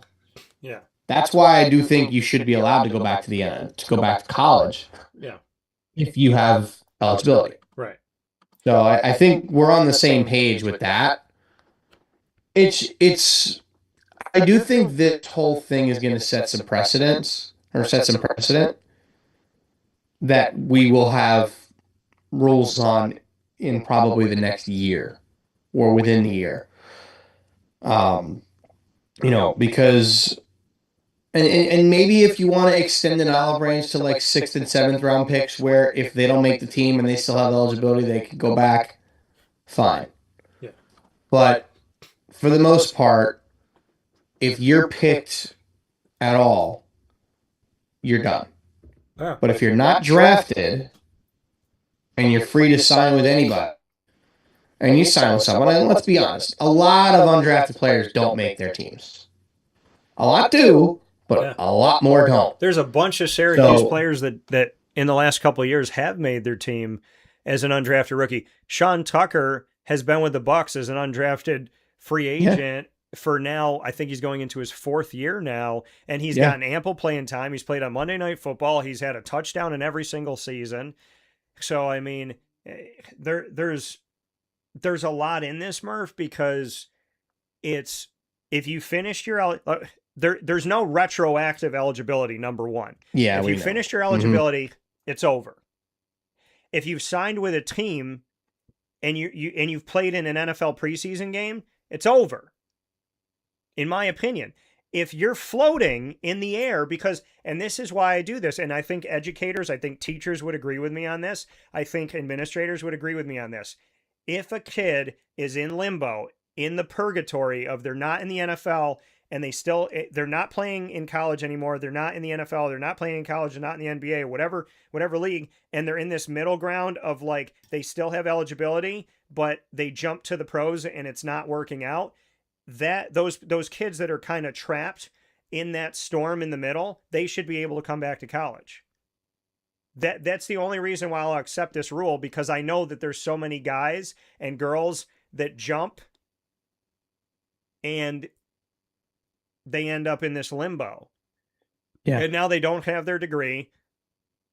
Maybe they left too early and they're not playing pro. And I think when it comes to basketball, more than anything else, basketball, there's so many Syracuse players that were fed some dream, fed some BS, and told you're going to be a lottery pick. And they go into the NBA draft and they don't get drafted in the lottery. They don't get drafted in the first round. They don't get drafted in the second round. And then they're floating all over the world trying to make their hay when they were told that they're going to be an NBA player, top 13 pick, blah, blah, blah.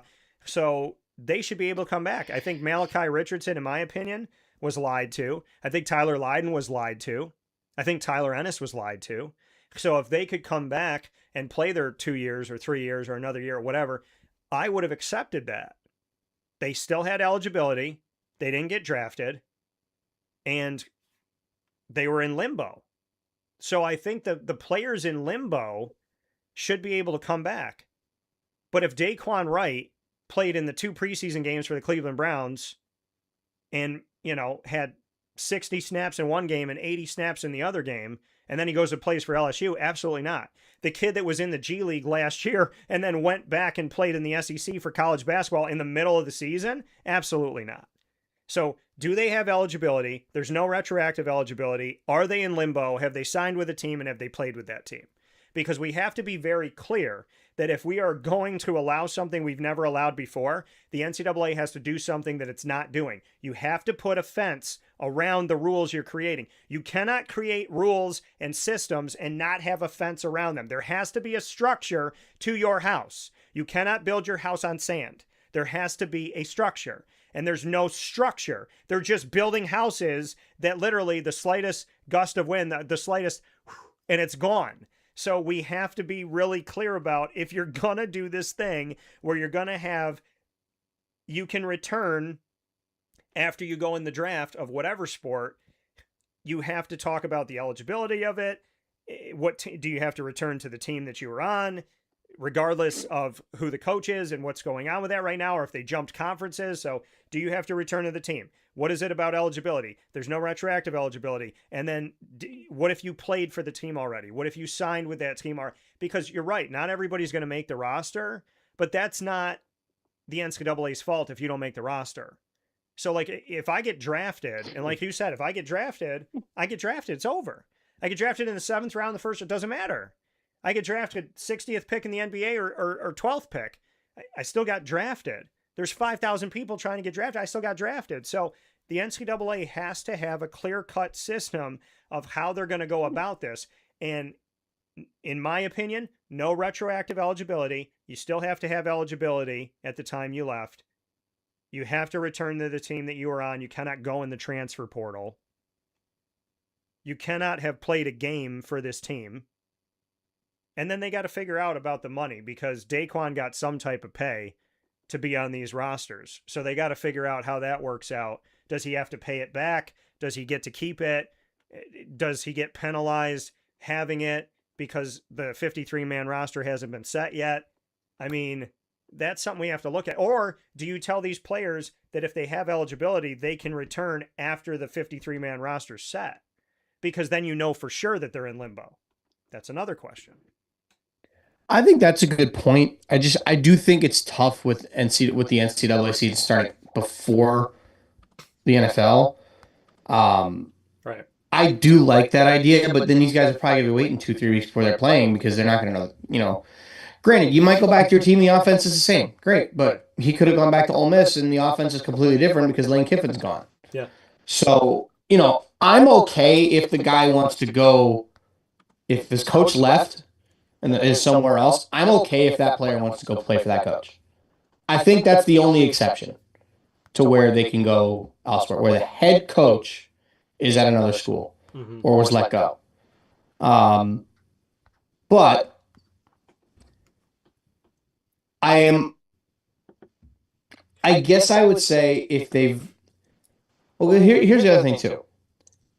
I also think that it would be okay if they put a rule in place where if you were drafted, you can decline to sign and go back to school.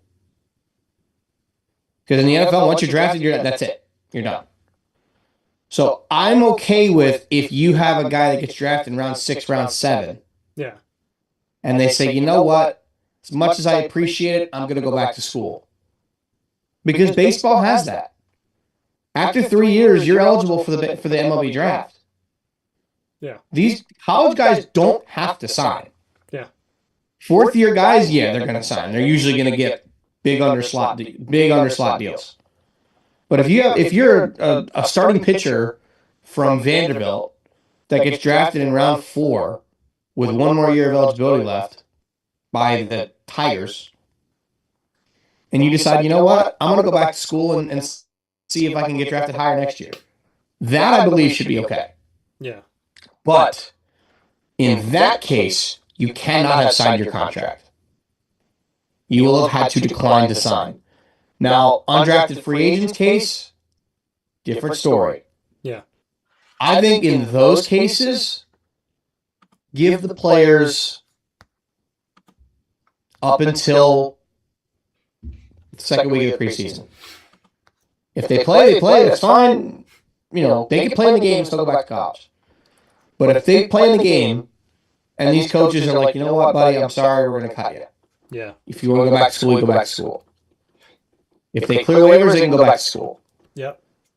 It is tricky where if those guys are told that we're probably gonna make the team, something happens in those last week and that last week and a half, 2 weeks, to where their play falls off and they're not gonna make the team and they get cut and not picked up by another team.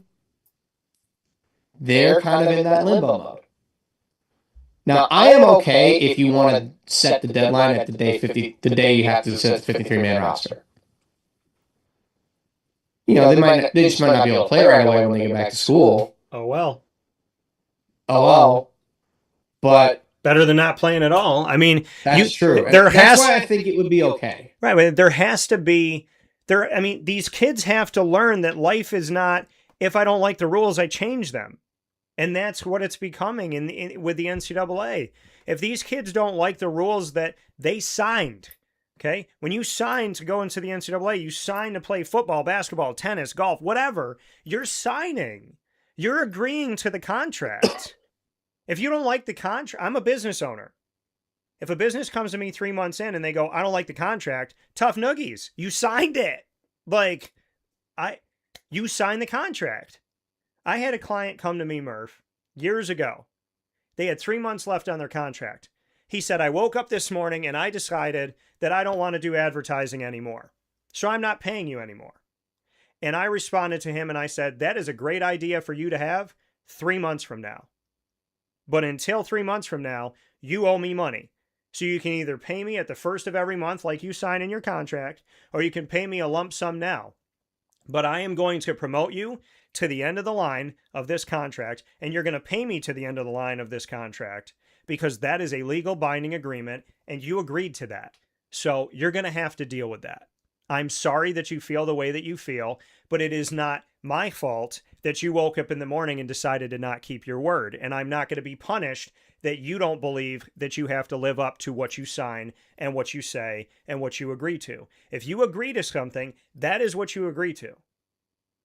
So unless both parties agree to separate, that's what you agreed to. So that's where you're at. Okay, I've had to sign contracts that I don't agree. Okay, I sign a contract when I get married, right? But what I signed up for is not what I got. So then I signed a new contract saying, this is my amendment. And the other person still had to sign it or else I'd still be married today. So you have to respect the fact that the NCAA gives you a contract and you sign with them. And the NCAA says, we agree, and you say, I agree too. And it's a beautiful thing when you sign, right? It's a beautiful thing that the NCAA has created an opportunity for you to play a sport you love, right? And get a free education, right? So You're going to use the NCAA to your advantage. But then when the NCAA doesn't serve you right, you're going to challenge them and question them and do this and that. It's a two-way street. The NCAA is giving you an opportunity to go and live a life that very few of us get to live. You got an $80,000 education for free. You don't pay for your food. You may not pay for your room and board. You get an education for free that at the end of the time you're in college costs over $300,000. Good for you. You got a free education. You got a stipend. So you got a free education, you got free money, you got free food, you got free housing, you got free transportation. If you're at the right school, you got free luxury jet flying. You don't even have to wait for your plane because your plane is waiting for you. And then you want to tell the NCAA that they owe you more? So this is where I say, if you sign the contract, that's what you signed. You signed, I got 4 years. Now, if I sign today, I got 5 years. Well, yeah, that's awesome. But Murph, if Daquan Wright can have a 5th year, then a guy 5 years ago can have a 5th year. A girl 3 years ago can have a 5th year. Because whoever had 4 years, but now you can get 5, now everybody has the right to 5. And you got to be really careful about when you start giving this person and this person and this person individually special treatment. Because if you give special treatment to one person, everybody's going to ask for it.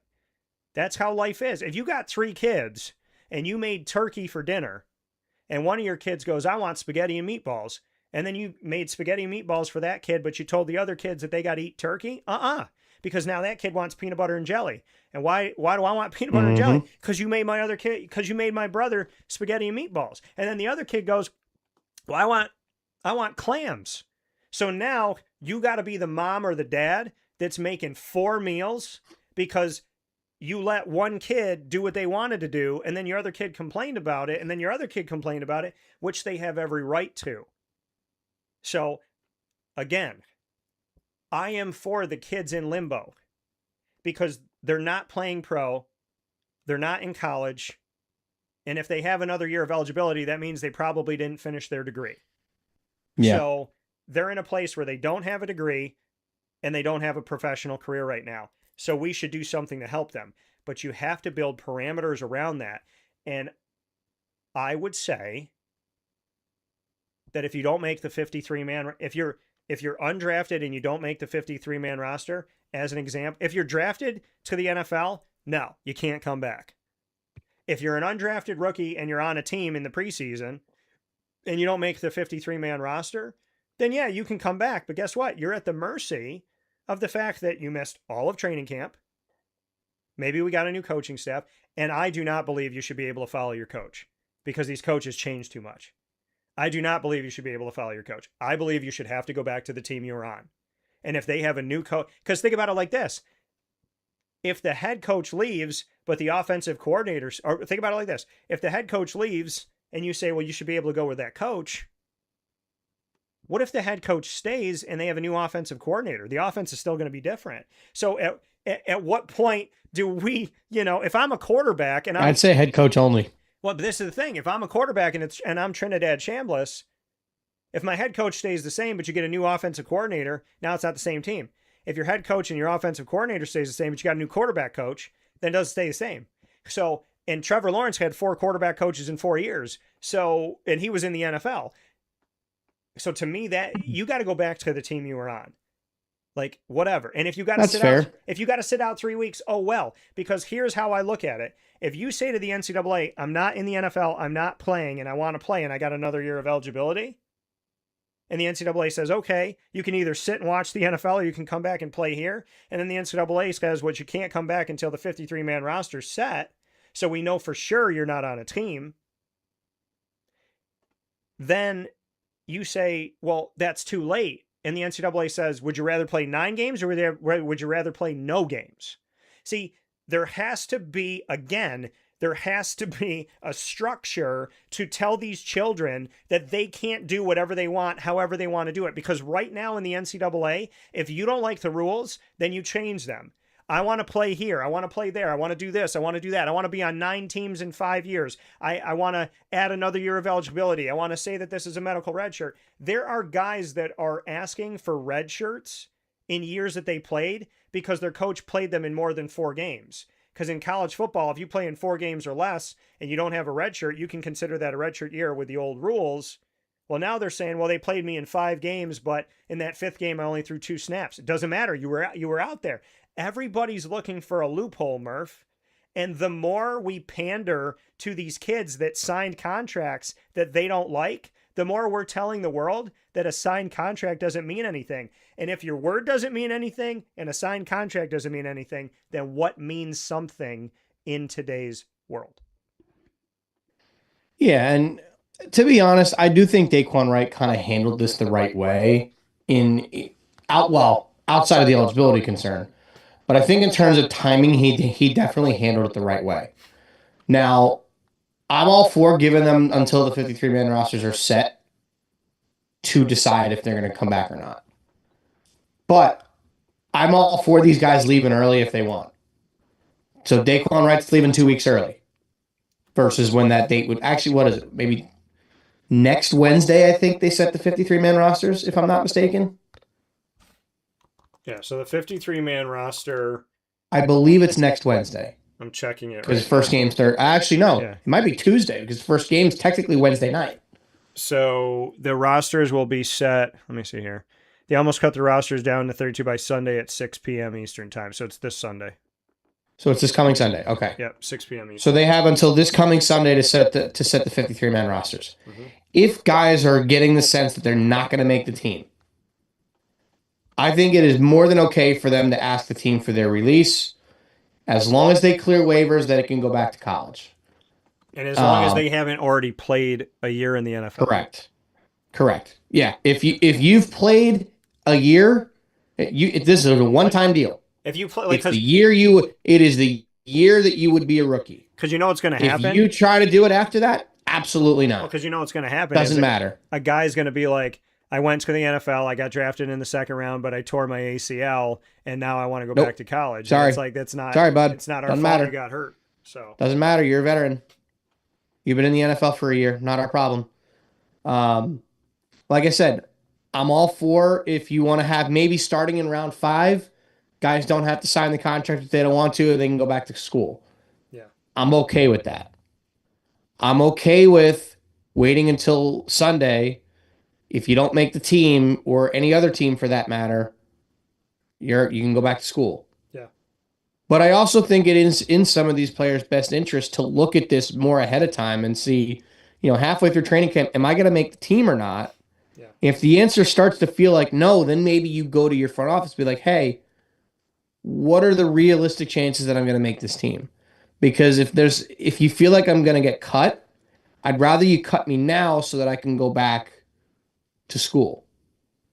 And then, I would imagine the NFL team would probably oblige, and then they go back. And they can play in the preseason if they want. I don't have an issue with that, because games don't count. They don't mean anything. Yeah. So you want to let those guys play in the preseason? By all means, perfectly fine. Because it'll be tape. Because if they could get cut, and sure enough, they could get picked up by another team. If you get picked up by another team on waivers, sorry, that's it. You're done. But if you get cut and you clear waivers, I am perfectly okay with them being able to go back to school. Perfectly okay with it. Yeah. Well, as long as they have eligibility. Right. So there's a lot of things that go into If there has to be any kind of lawsuit or something to a judge, no, absolutely not. But if you have legit eligibility, where I think you'd start to see a lot more guys after their 4th year coming out, now that this rule is going to be in place, come out after their 4th year, see what they got. If it's not going to work, they go back for their 5th year, and that's it. They don't have another chance. Yeah. And you only get it once. If you do this, go back to school, and you get undrafted, and you go undrafted again, sorry, you're out of luck, bud. Yeah. And I mean, again, there's a lot of things that have to go into this, but yeah, if you have to do any type of special treatment and file an injunction and do this stuff just to get, no. Like, I mean, it's crazy. It's just craziness because, I mean, essentially, we're just bringing everybody back in. It's like, okay, Diego Pavia, you come back in and you come. It's like everybody on Oprah gets a car. I mean, it gets very dicey. It gets confusing. Again, I'm so happy Trinidad Chambliss is playing for Ole Miss again this year. But it came from getting an injunction from a district court to fight the NCAA, who was like, no, these are the rules. And then he was like, I don't like the rules. So, I mean, that's, and I tell people this all the time. I'm a simple man. Like, what are the rules? Okay. What are the rules? And when you'll see me challenge something, it's when the rules are circumnavigated or there's a separate set of rules for people. You know this, and I know this, Murph. You know that there's an organization that I cover that has certain rules for these people and certain rules for these people. And so I challenge it because I go, wait, what are the rules? Well, they broke the rules, so kick them out. I follow the rules. Why am I getting yelled at? So to me, it's like, if you have a set of rules, stick by them. Because again, if I'm one of your kids and you made turkey for dinner, and then you make my brother spaghetti and meatballs, I can ask for caviar, I can ask for lobster, I can ask for whatever I want, because guess what? What's good for the goose, baby, is good for the gander. We'll take a step aside for a fast break. When Murph and I come back, we'll round things out here with some other collegiate news. There are 3 quarterbacks that we're going to talk about. One's been named at Arkansas, one's potentially been named at Alabama, and one is playing for their 4th school in 4 years. And I actually interviewed this guy. So we'll hear about all of that right after this fast break. And if you've learned anything this morning, it's that Murph and I are going to go back to college and play Division I bowling and get NIL deals. We'll be back after this. Hell yeah. Hi, this is Chris Rauda. And Colleen Rakowski from Gray's Craze of Clay. It's a fun, innovative, upscale catering solution. We've turned eating into a whole new experience. Each of our boards is packed with delicious mix of artisan cheeses. We use premium cured meats, fresh fruits, nuts, and all of the sweet touches that really bring out the best in every perfect bite. We offer something as small as a grab and go that feeds 1, maybe 2 people, to our large board that can serve anywhere up to 25, 28 people. So we have the ability to really meet and hopefully exceed all of our customers' expectations when it comes to the different varieties of things that we have. Charcuterie boards or boxes are healthy, fresh, delicious. They're made to order. We're baking the breads here daily. We're baking the cookies here daily. All of our dips are homemade, made in-house. All of our spreads are all made in-house. When you open that board or box that we have delivered or you have picked up, we want you to know that it was made with care and designed to completely elevate your event, celebration, or meeting. We've catered parties and events for up to 300 people. So if you're walking in to grab something for lunch or something for date night or movie night, that's great too. Our events go from you eating in the car on the way home to a catering event in a rehearsal dinner or cocktail hour or party. When we do, again, know what the event is, specifically for a wedding, we like to schedule tastings so the bride and groom can come in and see what we have to offer, and we can then, as we talk, to try to understand what they're looking for, what the venue's like. We do like to have that one-on-one interaction when it comes to catering bigger events. Our address is 4599 State Route 31, Suite 5 in Clay, New York. We're on the corner of Route 31 and Henry Clay at Clay Marketplace. You can order on the phone by calling area code 315-409-4171 or online at grayscraze.com/clay-ny. Come visit us at Gray's Craze of Clay, New York, where we want you to celebrate everything. Hey everybody, this is Rockney Roberts from Willow Rock Brewing Company. We are here in Cicero at the Willow Rock Pizza Pub. And I'm Kevin Williams, also from Willow Rock Brewing Company. Happy to be here and happy to be partnering with CNS and Dan Tortora. You want some place where you can feel comfortable and hopefully ingratiate yourself with the community. And Kevin, he grew up right down the road from here. I grew up in Brewerton, so not too far away. We know the area, we know the people, they're great, and we were just really excited to be able to come to the area. Yeah, and having the opportunity to meet some of these coaches, some of the people in general already, and seeing the CNS colors kind of around, and already partnering on a smaller level with individual teams really made this make sense to us to really formalize kind of a partnership with the school and get this rolling. You know, Willow Rock to me has always been about high quality beverages, high quality experiences, and now high quality food in our pizza pub. You know, that was something new for us when we came to Cicero. Right from the drop, we knew we were going to have a focus on the highest quality food to go with our high quality beer. At the Willow Rock Pizza Pub, you're getting high quality, hand cut, top notch ingredients. We're open for lunch. That's a really important thing for us, is to be able to get that person in here like, hey, you only got 30 minutes for lunch,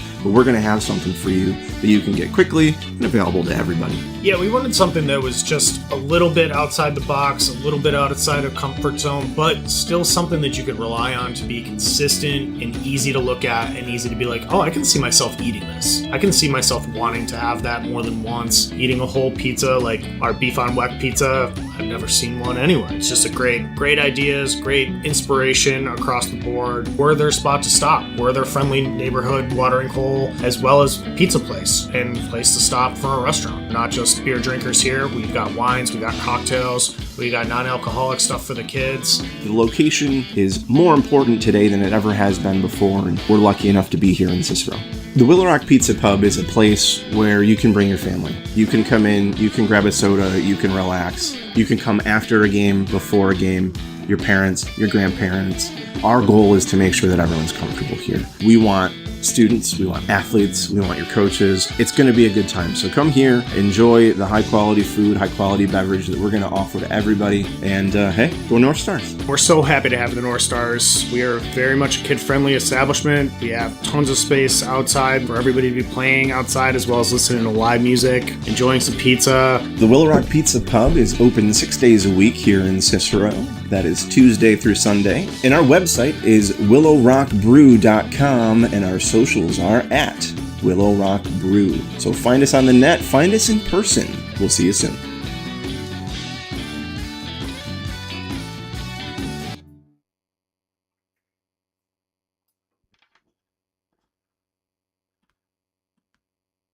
Hi, this is Gina Husted. I'm part owner of Skippy's Ice Cream. The other half is my better half, Don Husted Jr. When somebody comes up to the truck and it's a family, it's nice that the older generation is nostalgic and they can tell the younger generation, back in my day, we used to have the truck around our neighborhood. So now you're lucky because the truck can come to your party, and you're lucky that this truck is at a festival and you're getting to buy the ice cream. And basically we're ice cream that comes to you now, specifically comes to you, not for you waiting for us, we're coming to you. We will do neighborhoods if you have a block party. We do birthdays, we do anniversaries, we do celebrations of life, we do wedding showers, we do festivals, we'll do corporate events, we have a lot of corporate picnics, we have family reunions, so it's a whole wide range of whatever party you have, we'd love to be at. We're so appreciative of the community, always coming up to us at festivals and calling us to have different events. We have a lot of return customers. We always have people coming up to our truck. We're always there for the community. We always try to give back to different organizations and fundraisers, and so I think the community sees that. We like to give back to them. This is where we live. This is where we were raised. This is where our kids were raised. So the community is very special to us. I mean, obviously we've lived here our whole lives, so it means a lot that they come up to our truck and that they choose us, because we're just there to please the community and deal with as many people as we can in this community, because this is, like I said, where we were born and raised. If you'd like to get in touch with Skippy's Ice Cream and have us at your next event, I would suggest using our email, skipthecake, SKIPTHECAKE, skipthecake@gmail.com. That's the fastest way to get a hold of us. It's the easiest way to get a hold of us, and that's going to get the fastest response from us. If you choose to call, if you don't have an email, then you can call 315-456-9750, and we'll be glad to get back to you as soon as we can. Skippy's Ice Cream, the original ice cream truck.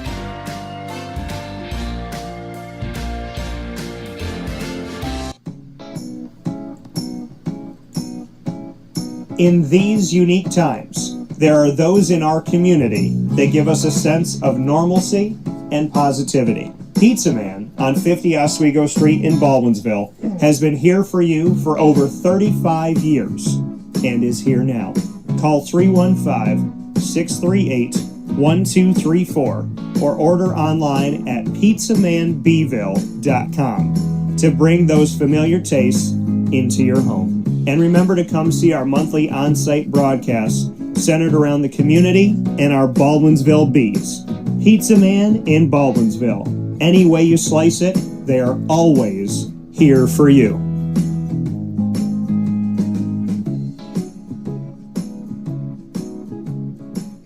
Life gets busy, and sometimes that means us running around. So Canine Camp Dog Daycare offers you an opportunity to give your dog a place to stay while you take care of what you need to throughout the day. Canine Camp Dog Daycare is located on 228 Old Bridge Street in East Syracuse, New York. You can see it from the highway, and it's just off of Erie Boulevard across from BJ's Wholesale Club. Call 315-437-7110 That's 315-437-7110 to schedule an appointment to bring your dog in and tour the facility. Appointments are Monday through Thursday after 6:30, where you and your dog can see everything that Canine Camp Dog Daycare has to offer, including a self-serve dog wash and a retail store filled with all of your dog's wants and needs, including food, treats, harnesses, leashes, and more, making Canine Camp Dog Daycare your one-stop shop for your furry loving friend. Right, Lily?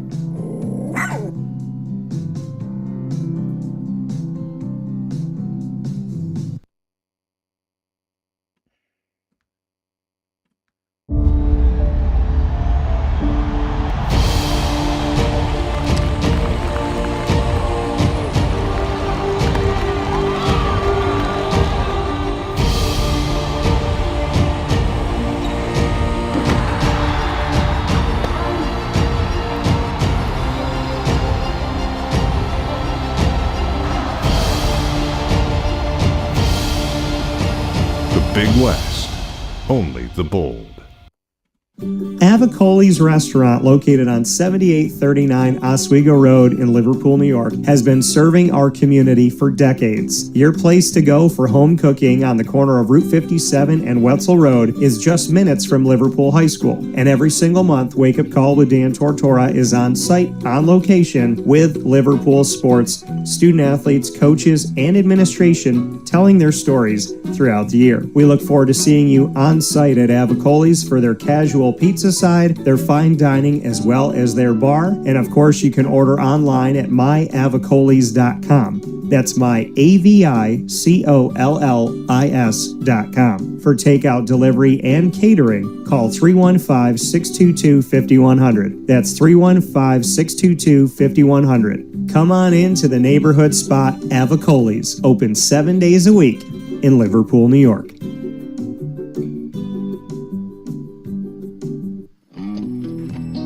Canine Campground Dog Boarding is your home away from home for your furry loving friends. Open 7 days a week with drop-off and pickup times in the morning and later on in the day and early evening. Canine Campground Dog Boarding is the spot to trust with your dog for short and long-term stays. Call 315-299-4013 for more information. That's 315-299-4013, and go to caninecampground.com as well. That's KAMP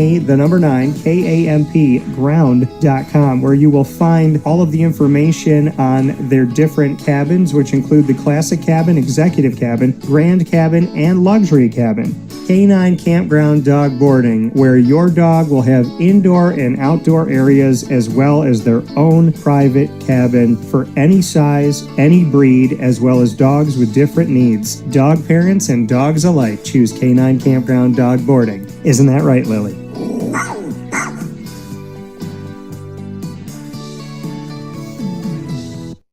Hello, this is Dylan Husted, the owner of the Baked Potato Express. We do mostly big festivals or big corporate like private events. Typically just big festivals such as like Taste of Syracuse, a food truck battle, Battle of the Wings. I do the state fair. They're ordering from a fresh food truck that is making real food and happy to make it and wants them to enjoy every bite. We season every potato before they go in the oven, and then they bake for an hour, and when they come out, we season them again after we cut them. We use real butter, real cheese, real ingredients, so it's all really good food and people love it. We have a lot of returning customers and regulars that we see very often. The customers really make a big impact, and this is a big food truck community. The events here are super busy. It's like in my blood. I like building things and creating stuff that people love, and me and my friends are the ones that run the truck, so it's kind of, we keep it's a tight circle in there, and we have like a family sort of oriented truck, and it's a lot of fun, and we have a good time doing it, and people love our food, so it ends up making it well for everybody.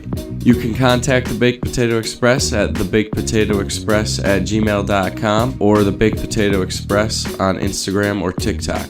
We are very happy to be partnered up with Wake Up Call with Dan Tortora as the exclusive sponsor of the Annoying Moment of the Week. And be sure to try DT's baked potato creation at all of our food trucks.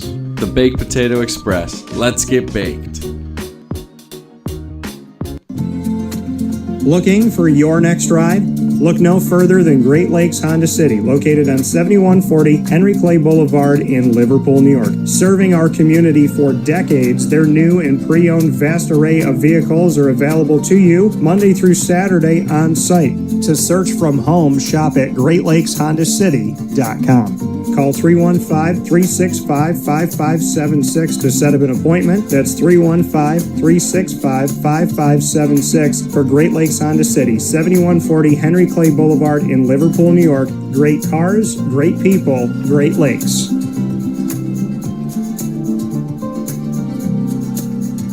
And welcome back here to Wake Up Call with Dan Tortora. Back here inside the Great Lakes Honda City studios, hanging out with you where sports truly meets that thing called life. Hope you're having yourselves a wonderful, wonderful day and being well and staying well. Murph and I are here. We got a few more notes before we hop out of here this morning, giving you some bonus time as we typically do. Well, KJ Jackson, congratulations to him. He'll start at quarterback for Arkansas. The Razorbacks will open their season September 5th against North Alabama.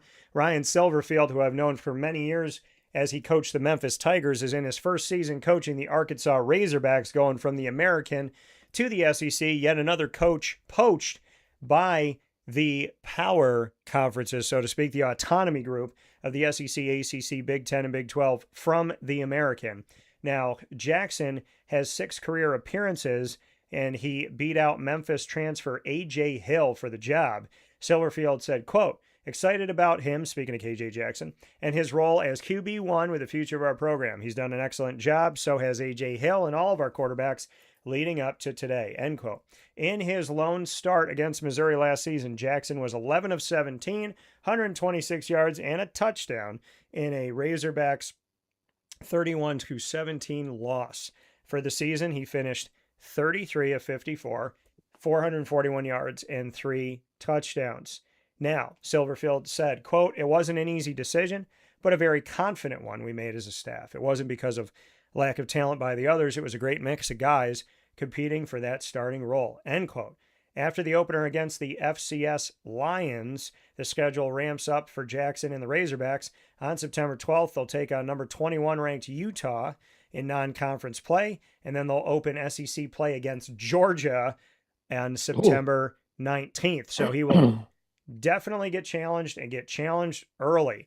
Murph, Silverfield, we talked about going with your coach to the new team he's on. Well, Silverfield went from Memphis to Arkansas and brought A.J. Hill with him, but KJ Jackson, who was the guy already in Arkansas that wasn't recruited by Silverfield, is the guy he ended up going with. Your thoughts? I think it gives credit to the player. You know, obviously he came in probably as the underdog for the starting QB job, and proved in camp that he deserved it. And there's a reason why he was an SEC quarterback, right? There's a reason why these guys go to the SEC, because they are the best of the best. So give him a lot of credit. He definitely seemed as though he earned it. He got a feel for the guy coming with his coach, but he got outplayed, plain and simple.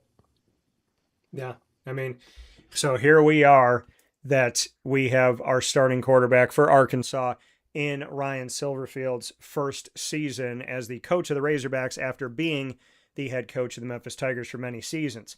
Keeping in the SEC, Keelan Russell is now QB1 for the opener against ECU. Alabama has named their starting quarterback in the Kalen DeBoer era. As that continues at Alabama, we now have Keelan Russell, who will be the starting quarterback as we start things off this season. The former 5-star recruit competed with senior Austin Mack and won the battle to take over the job that was vacated by Ty Simpson, who was drafted by the Rams in the 2026 NFL Draft. Keelan Russell was the ESPN's number 2 overall recruit in the class of 2025. He appeared in 2 games during his freshman season with the Alabama Crimson Tide, 240 passing yards, 4 touchdowns, and an interception in their A-Day spring game back in April. So we have yet to see the man out there. He's 6'3", 207 pounds. He's a sophomore and will lead an offense that is now replacing 6 NFL draft picks, with Simpson going 13 to the Rams and trying to get back to the college football playoff after Alabama was embarrassed by Indiana in this last college football playoff. Now, Russell joined Alabama after his career at Duncanville High School in Texas. He won 2 state championships there and was Gatorade National Player of the Year and Elite 11 Finals MVP as a senior.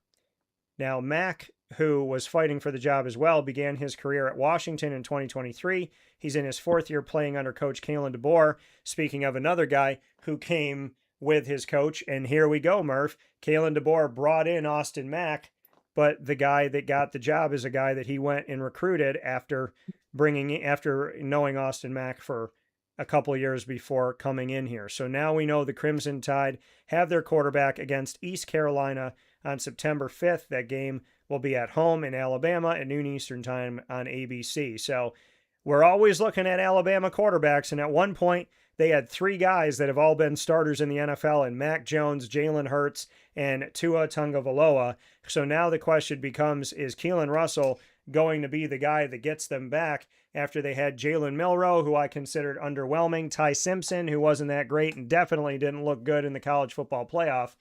So your thoughts here, and I'm not trying to be offensive to any of these guys, I'm just saying, for what Alabama quarterbacks are asked to be, it's been a minute since I've seen one really take over a game and be the elite player that they say we're going to get from Alabama. So here we go with Keelan Russell, who is the young gun who got the job, just like we talked about with Arkansas, over the guy that came with his coach to a new school.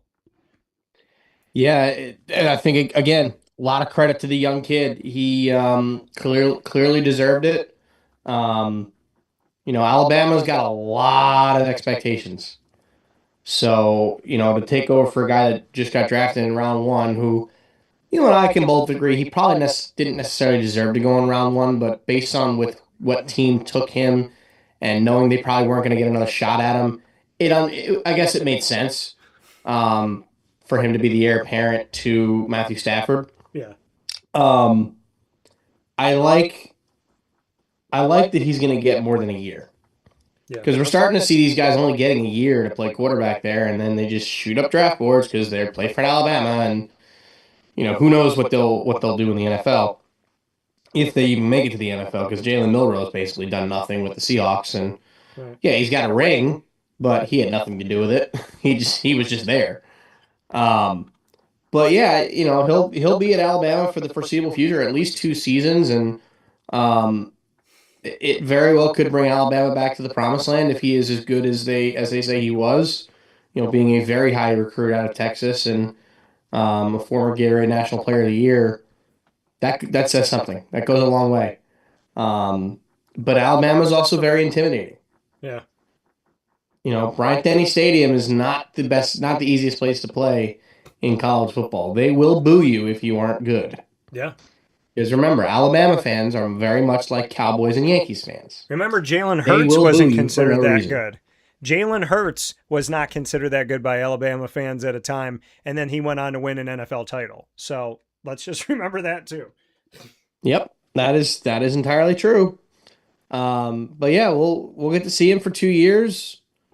I think I always like when you get to see college quarterbacks play for more than a year. Yeah. Because they actually are able to develop a little bit more. As Tom Brady has consistently said, college football is no longer, learning to play, building a program. You're just a team. Yeah. We need to get back to being a program and developing guys. Yeah. Nick Saban's talked about that. That's part of the reason why he's not coaching anymore. It's because it started to get like that for him, and he was like, you know what? I can't do this anymore. Because I'm trying to compete and develop these young players, and you get all these other teams coming in and with NIL money, and they're just trying to take the best players and just win right now. It doesn't always work that way. So, I get it, but I think this is probably the right move for Alabama. So you get the kid a chance to play for 2 years. He was a really big recruit. You bring that kid in for a reason. All right, he earned it in camp. Let's see what he's got. Yeah. So, high hopes for them. And again, no disrespect to anybody at Alabama, Jalen Milroe, Ty Simpson, any of these guys. When I say that Alabama expects greatness, it's not me trying to knock you or say you're not doing enough, because I would never want somebody to say that about myself. There's a line I have to toe as a constructive criticism that I bring forward to anybody, because I want to treat people the way I want to be treated. And Alabama, you could be a great quarterback. You could do great things, Jalen Hurts, and still get booed or feel undeserved. There was a time where they thought where Jalen Hurts was a mistake. Why did Alabama take him? Obviously, they didn't recruit right. They needed to go find somebody else. This guy's not to the caliber of Alabama. So that's what I'm saying. Alabama, I was told by an Alabama fan on a plane years ago. She told me, if we don't win a national championship, it was a bad season. It was a bust. So These are the same people that are like Yankee fans. It's the same thing. right. It's like they don't care till the postseason starts. And they just expect to win every year. No, great. You can expect to win every year, but it don't work like that. Cowboy fans are the same way. This is why people hate Alabama fans and Alabama in general. Because they're stuck up like that. Well, and I said what I said. I know I'm a Gator fan and I don't have a leg to stand on because they're our rival and I don't like them anyway.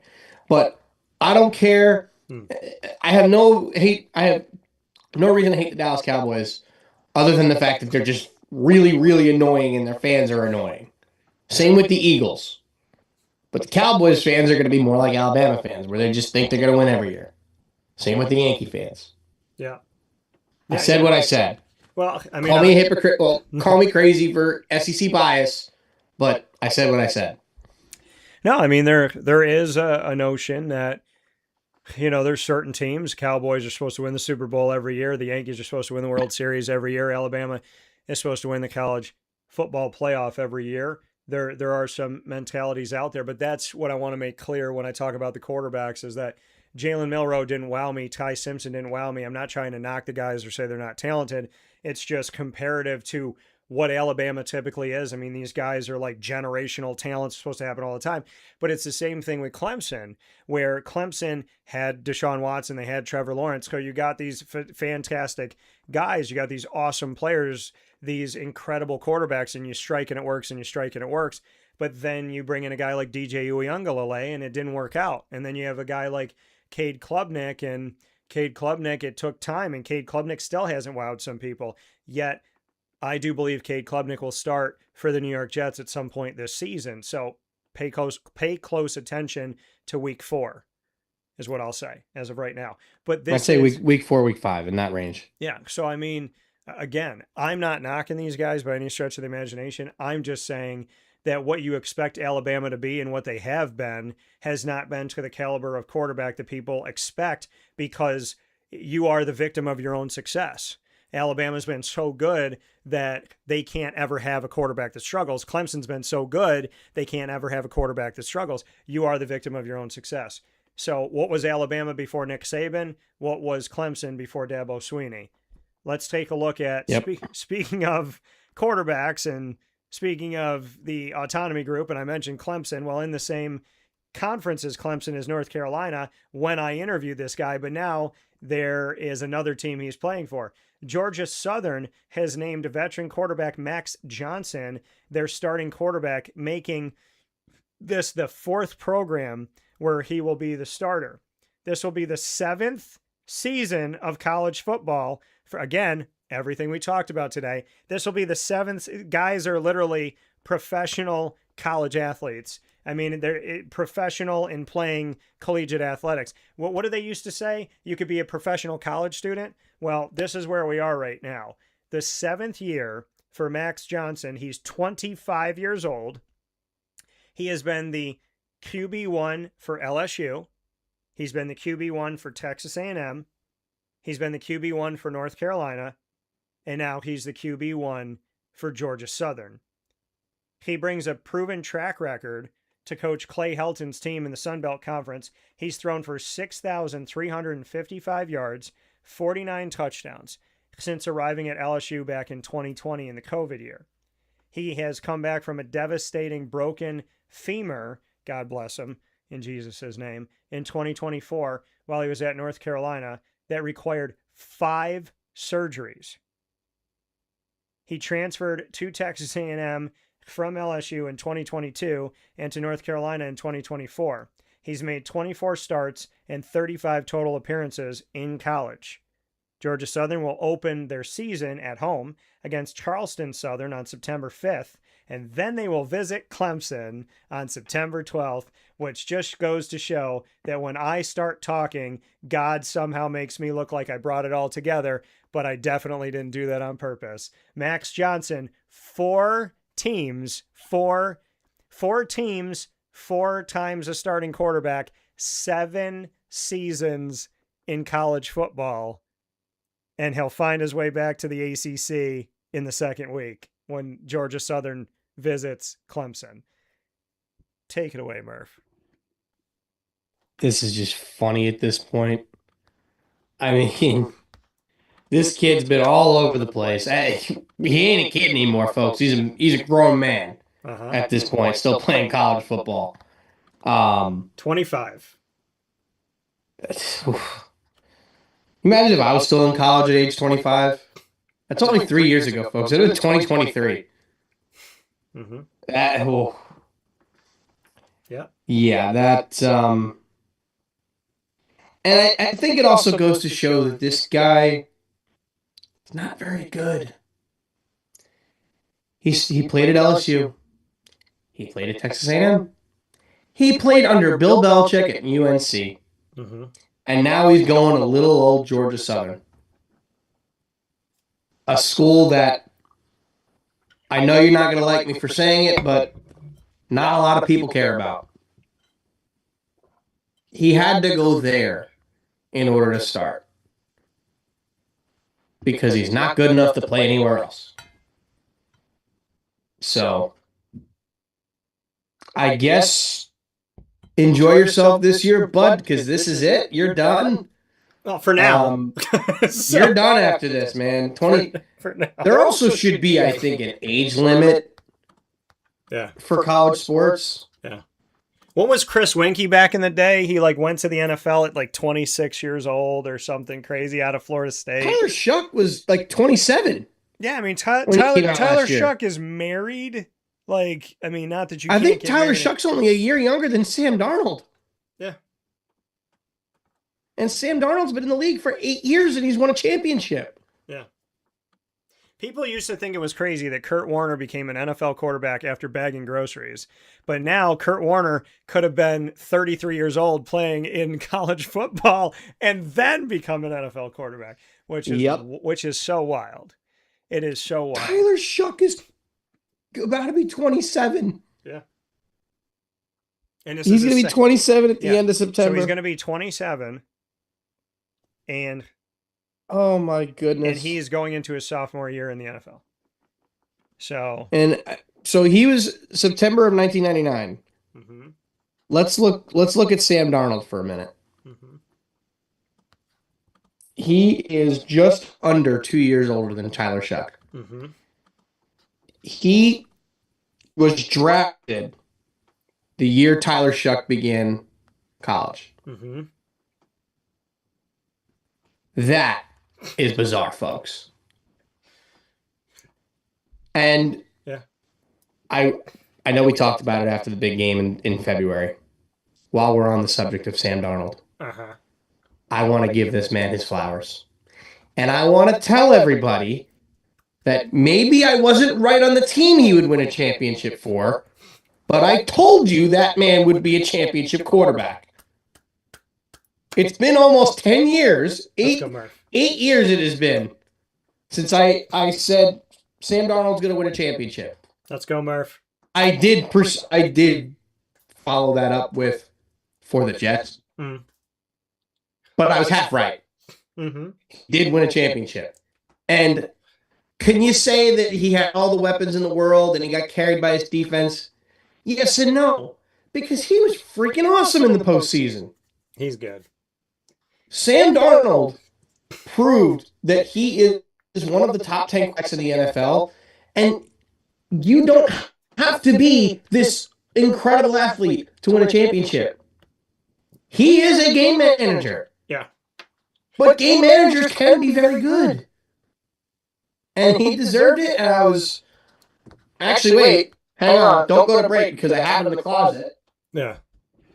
I mean, let me say something about Sam Darnold while Murph is getting some. Sam Darnold, just so you all know, Sam Darnold is on my fantasy team. So Super Bowl logo and everything. Shout out to Sam Darnold, and you got the jersey. Took like 3 months for that to come in, but I will. We got it right.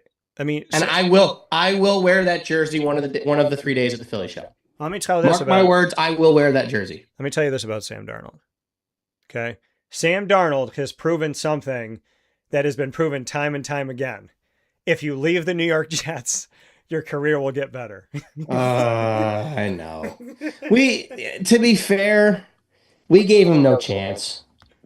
We hired Adam freaking Gase to be the head coach. You hired a guy who was losing in Miami to lose with you at MetLife. I mean, at what point do you see a coach who is not doing well in the NFL?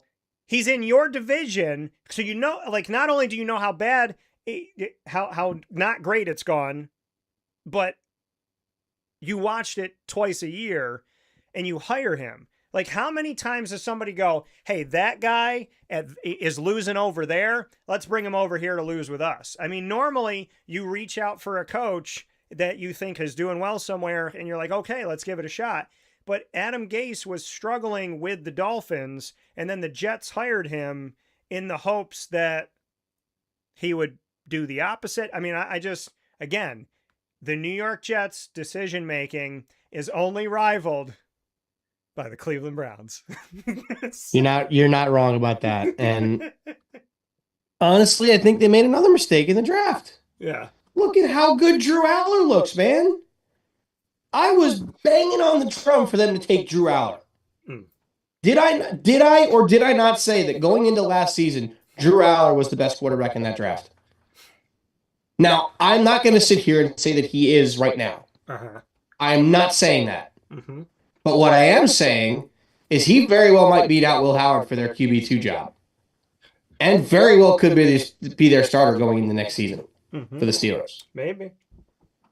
From what everybody has said, he has looked phenomenal in Steelers camp. And he's played well in the games. I was begging the Jets to take him. That was the quarterback I wanted. I thought the Jets would take. I thought they were going to get Ty Simpson. I mean, if anybody was going to get Ty Simpson early. Yeah, I figured the Jets would maybe trade back up into round 1 or take him in early round 2. But, the Rams beat everybody to it. So maybe they didn't do enough homework on Drew Aller because of that. But the fact that Drew Aller fell all the way to round 5, I think was a joke. But, credit to him. He's looked great with the Steelers. Has a hell of a mentor in Aaron Rodgers to help him out. And it sounds like Aaron Rodgers is embracing that. Playing his game, doing his thing, but also, helping these young kids develop. And realistically, he was doing that for Zach Wilson, too, when he was with the Jets. But when he got hurt, there wasn't a whole lot he could do because he had to be away from the team. He was rehabbing. So there wasn't all that much he was really able to do. And then obviously, going into, 2024 season, there wasn't really a quarterback on the team he could mentor because Zach Wilson was gone. So it was basically just him. And now, you have Geno Smith running the offense, who did look good in the preseason game against the Steelers. I give him credit for that. Yeah. But I don't know. I don't know how we got onto this tangent after talking about the kid from Georgia Southern, and then we get into Tyler Shuck and Sam Darnold, and now we're on the Jets. Well, let's go back to college football really quick before we hop out of here. And we'll go back to college athletics. The NCAA changed its eligibility rules once again earlier this year to allow all college athletes to play 5 seasons during a 5-year window that opens the year after they finish high school or turn 19 years old, whichever happens first. So instead of 4 years of eligibility, they now have 5. The previous NCAA rules allowed athletes to play 4 seasons during a 5-year window where they could redshirt for one of those years. The change created a specific group of outgoing seniors or the change, pardon me, created a specific group of outgoing seniors who played in each of their 4 years who were out of eligibility under the old rules, but would be eligible for another season if the new rule applied to them. The NCAA Division I Board of Directors decided in June that their new rules would not apply to outgoing seniors, saying that an influx of unexpected veterans returning to campus would unfairly take opportunities away from incoming freshmen who had already signed to play with their new schools. By the way, this already happened during COVID, which affected newcomers coming in because people got an extra year. So, at least a dozen different groups comprising more than 100 total outgoing seniors have sued the NCAA in federal and state courts. They've all asked judges to provide them with restraining orders that would allow them to play again this coming year. Here's my question. If you have a restraining order against the NCAA, how can you even play? Because if you have to be away from the NCAA, but you stand on their logo, does that mean that you're too close? I'm just asking. So anyways, Friday's decision is related to a federal lawsuit led by Northern Colorado basketball player Brock Wisney, who argues that the NCAA is violating antitrust law by preventing him from playing a fifth season.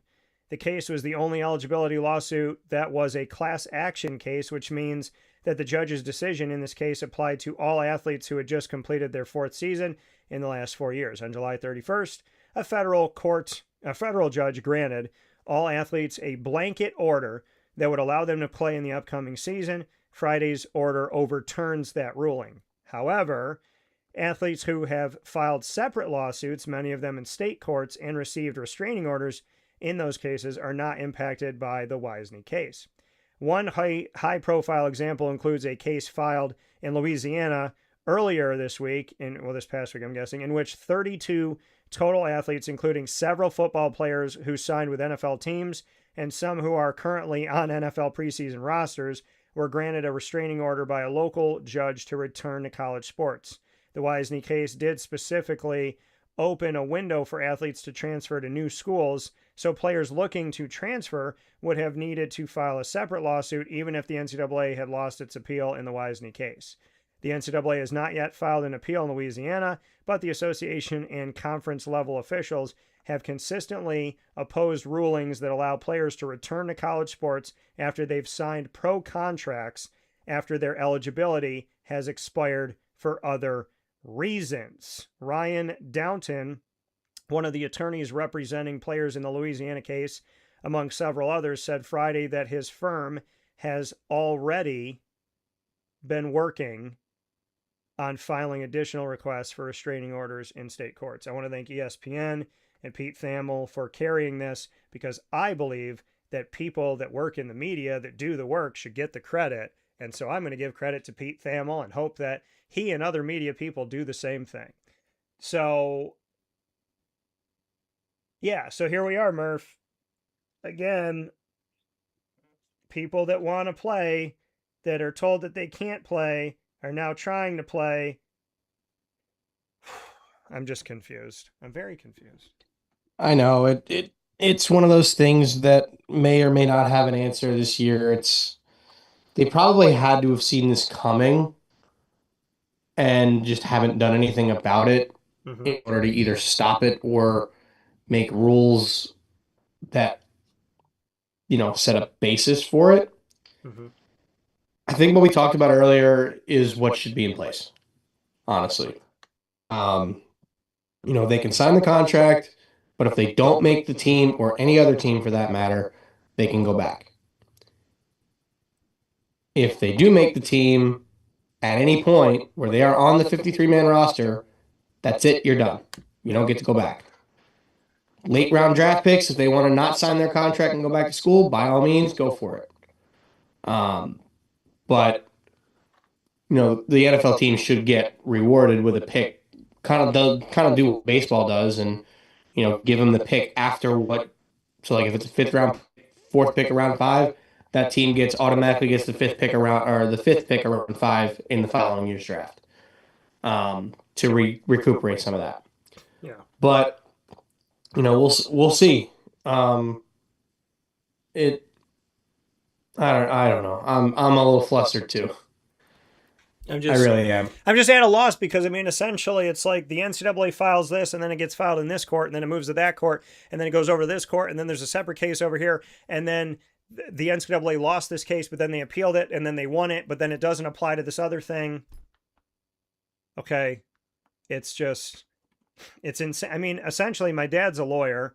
So, you know, I mean, I guess we should just bond sports with law and I should start doing a segment with my dad here on the show weekly where we talk about what's lawful and what's not, just like my dad, I mean, because he knows a lot about this. I do want to end on a happy note for collegiate athletics and something that came out here, and I want to give love to Division III. So here we go. The first coaches poll of the Division III college football season is out. North Central is 1, Bethel in Minnesota is 2, Mount Union, Johns Hopkins, Wheaton, UW Platteville, UW River Falls, John Carroll, Wartburg, and UW La Crosse are in the top 10. St. John's in Minnesota is number 11. UW Whitewater, who's had some good seasons, is 12. Then we have DePauw, 13. Trinity in Texas is 14. Berry is 15. Hardin-Simmons is 16. Salisbury is 17, followed by Christopher Newport, Hope, and Mary Hardin Baylor, which are in the top 20. Susquehanna is ranked 21 in college football's Division III poll going into the season, followed by Coe, Randolph, Macon, Endicott, say what up, and Cortland, who has won a national championship in the last few years and is right by my home. They are ranked 25th. So shout out to Division III, where Murph and I hail from, and the fact that we are heading into their college football season. And in Division III, they seem to know a few things about eligibility that they could teach D1, I guess. So Murph, as always, I appreciate your time. I'm happy that we went 9 hours this morning, and I look forward to talking with you soon. Sounds good, my friend. I'll talk with you soon. Take care. That coming from Murph one more time. And Murph joining me every Monday on Wake Up Call for DT and Murphy to start off your week on Wake Up Call with Dan Tortora with the Marywood University alumni, here where sports meets life inside of the Great Lakes Honda City studios. I will take my final step aside on today's broadcast, and when we spin back around, I will round out today's show. I want to let you know that you are loved, you are valued, and that no matter who chooses you, God chose you, He called you by name, and you are His. Your value does not lie in other people, places, or things. Your value lies in the fact that God simply gave you life, woke you up, and said, "You're not done. You got value." Remember that. Sending you all my love, as I always do, and hoping that you're okay today. And letting you know that if you need a hug, you got it. If you need some help, you got it. And if you want to know you matter, well, let this be that message. The Wildcat Sports Pub in Camillus, New York is located on 3680 Milton Avenue in the Home Depot Plaza. It is your family-friendly sports bar and restaurant. Folks, some sports bars aren't family-friendly. Some family-friendly restaurants are not sports bars. The Wildcat Sports Pub in Camillus, New York is proud to be both. It is that marriage that you've been looking for years. The Wildcat Sports Pub is your home base for your sports bar and restaurant needs, games for the kids, indoor and outdoor activities, and enough things on the menu to come back every single week and get to try something new. They're open Sundays from noon to 8 p.m., Monday through Wednesday, 11 a.m. to 11 p.m., and Thursday through Saturday from 11 a.m. to midnight. For reservations and party information, call 315-487-2222 for the Wildcat family-friendly sports pub and restaurant.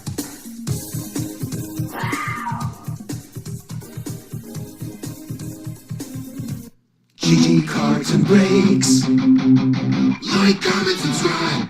GG Cards and Breaks coming to you on 639 Delmar Place in Syracuse, New York. Your one-stop sports card and trading card shop. GG Cards and Breaks open Tuesday through Saturday from 10 to 6, Sundays from 10 to 5. Make sure you head out there this week and allow yourself the opportunity to enjoy all that GG Cards and Breaks has to offer. It's where you get to be a big kid. You get to take your kids. You get to go yourself, go with your friends, your parents, your grandparents, your family members.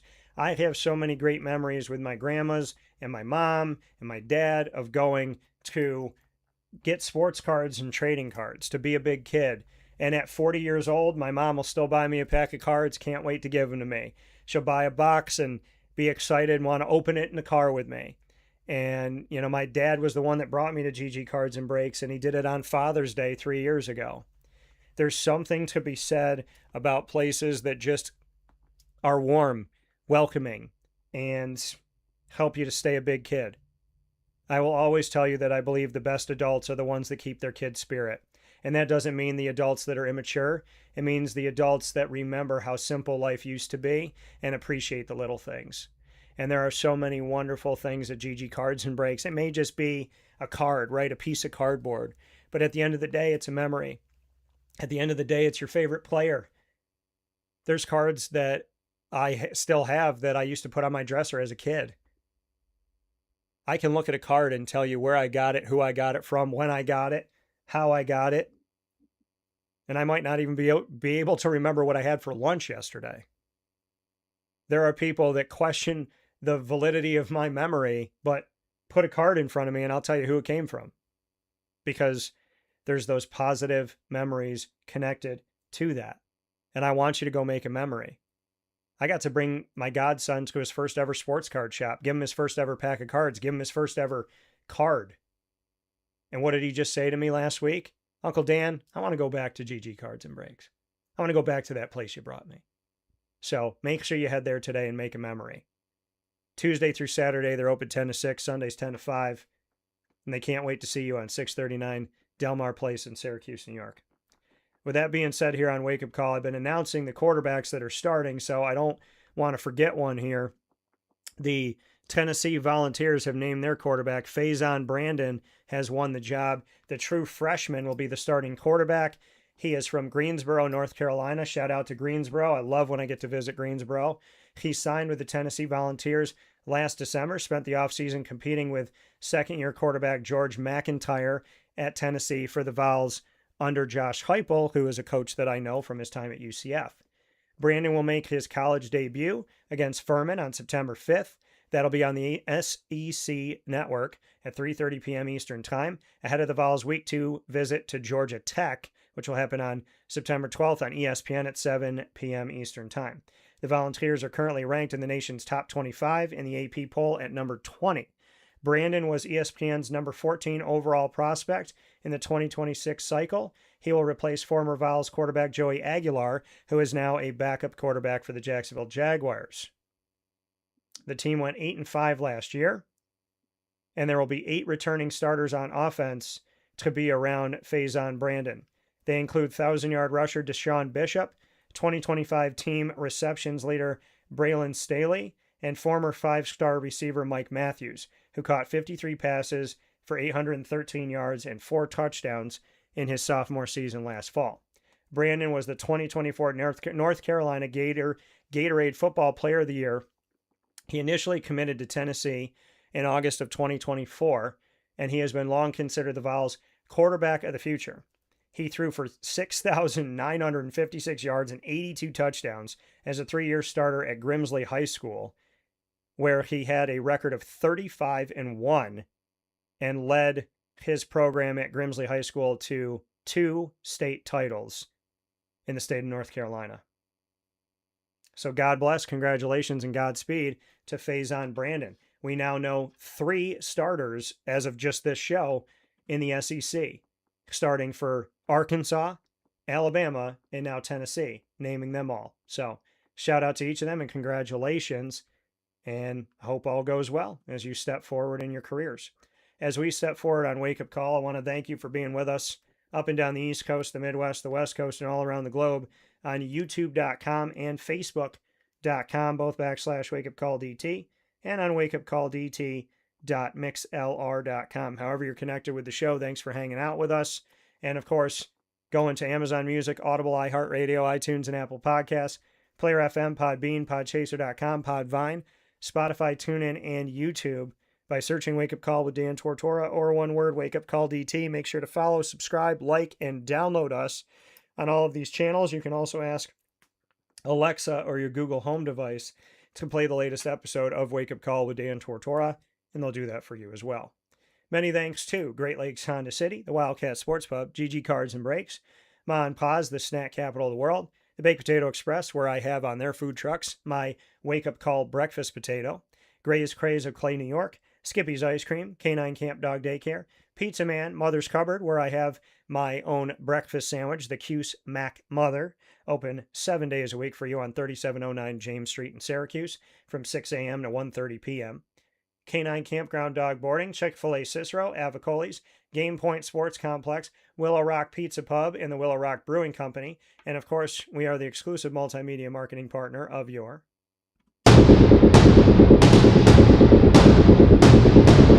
OnTech Charter High School Wolfpack. The Wolfpack here, the Gray Wolves, I call them the Wolfpack.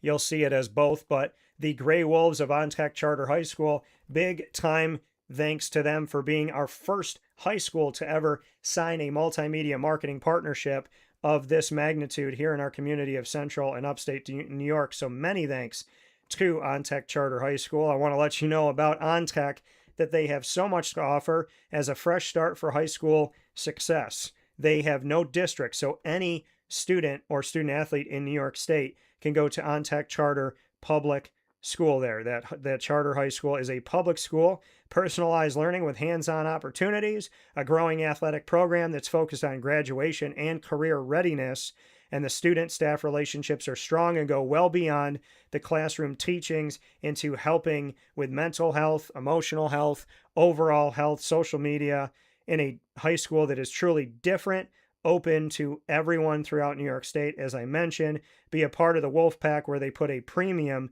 on creating a healthy, caring community that focuses on mental and physical health of teenagers. Get more information by going to ontechcharter.com. And of course, the Wolves are here with me every Thursday at 10:15 a.m. Eastern Time in Wolfpack Mentality, and once a month in a segment called Leaders of the Pack. You will find all of my content with OnTech by going to youtube.com/wakeupcalldt. Click subscribe, hit the notification bell, and find our OnTech Syracuse playlist. Once again, for more information on the Gray Wolves and all OnTech has to offer, go to ontechcharter.com.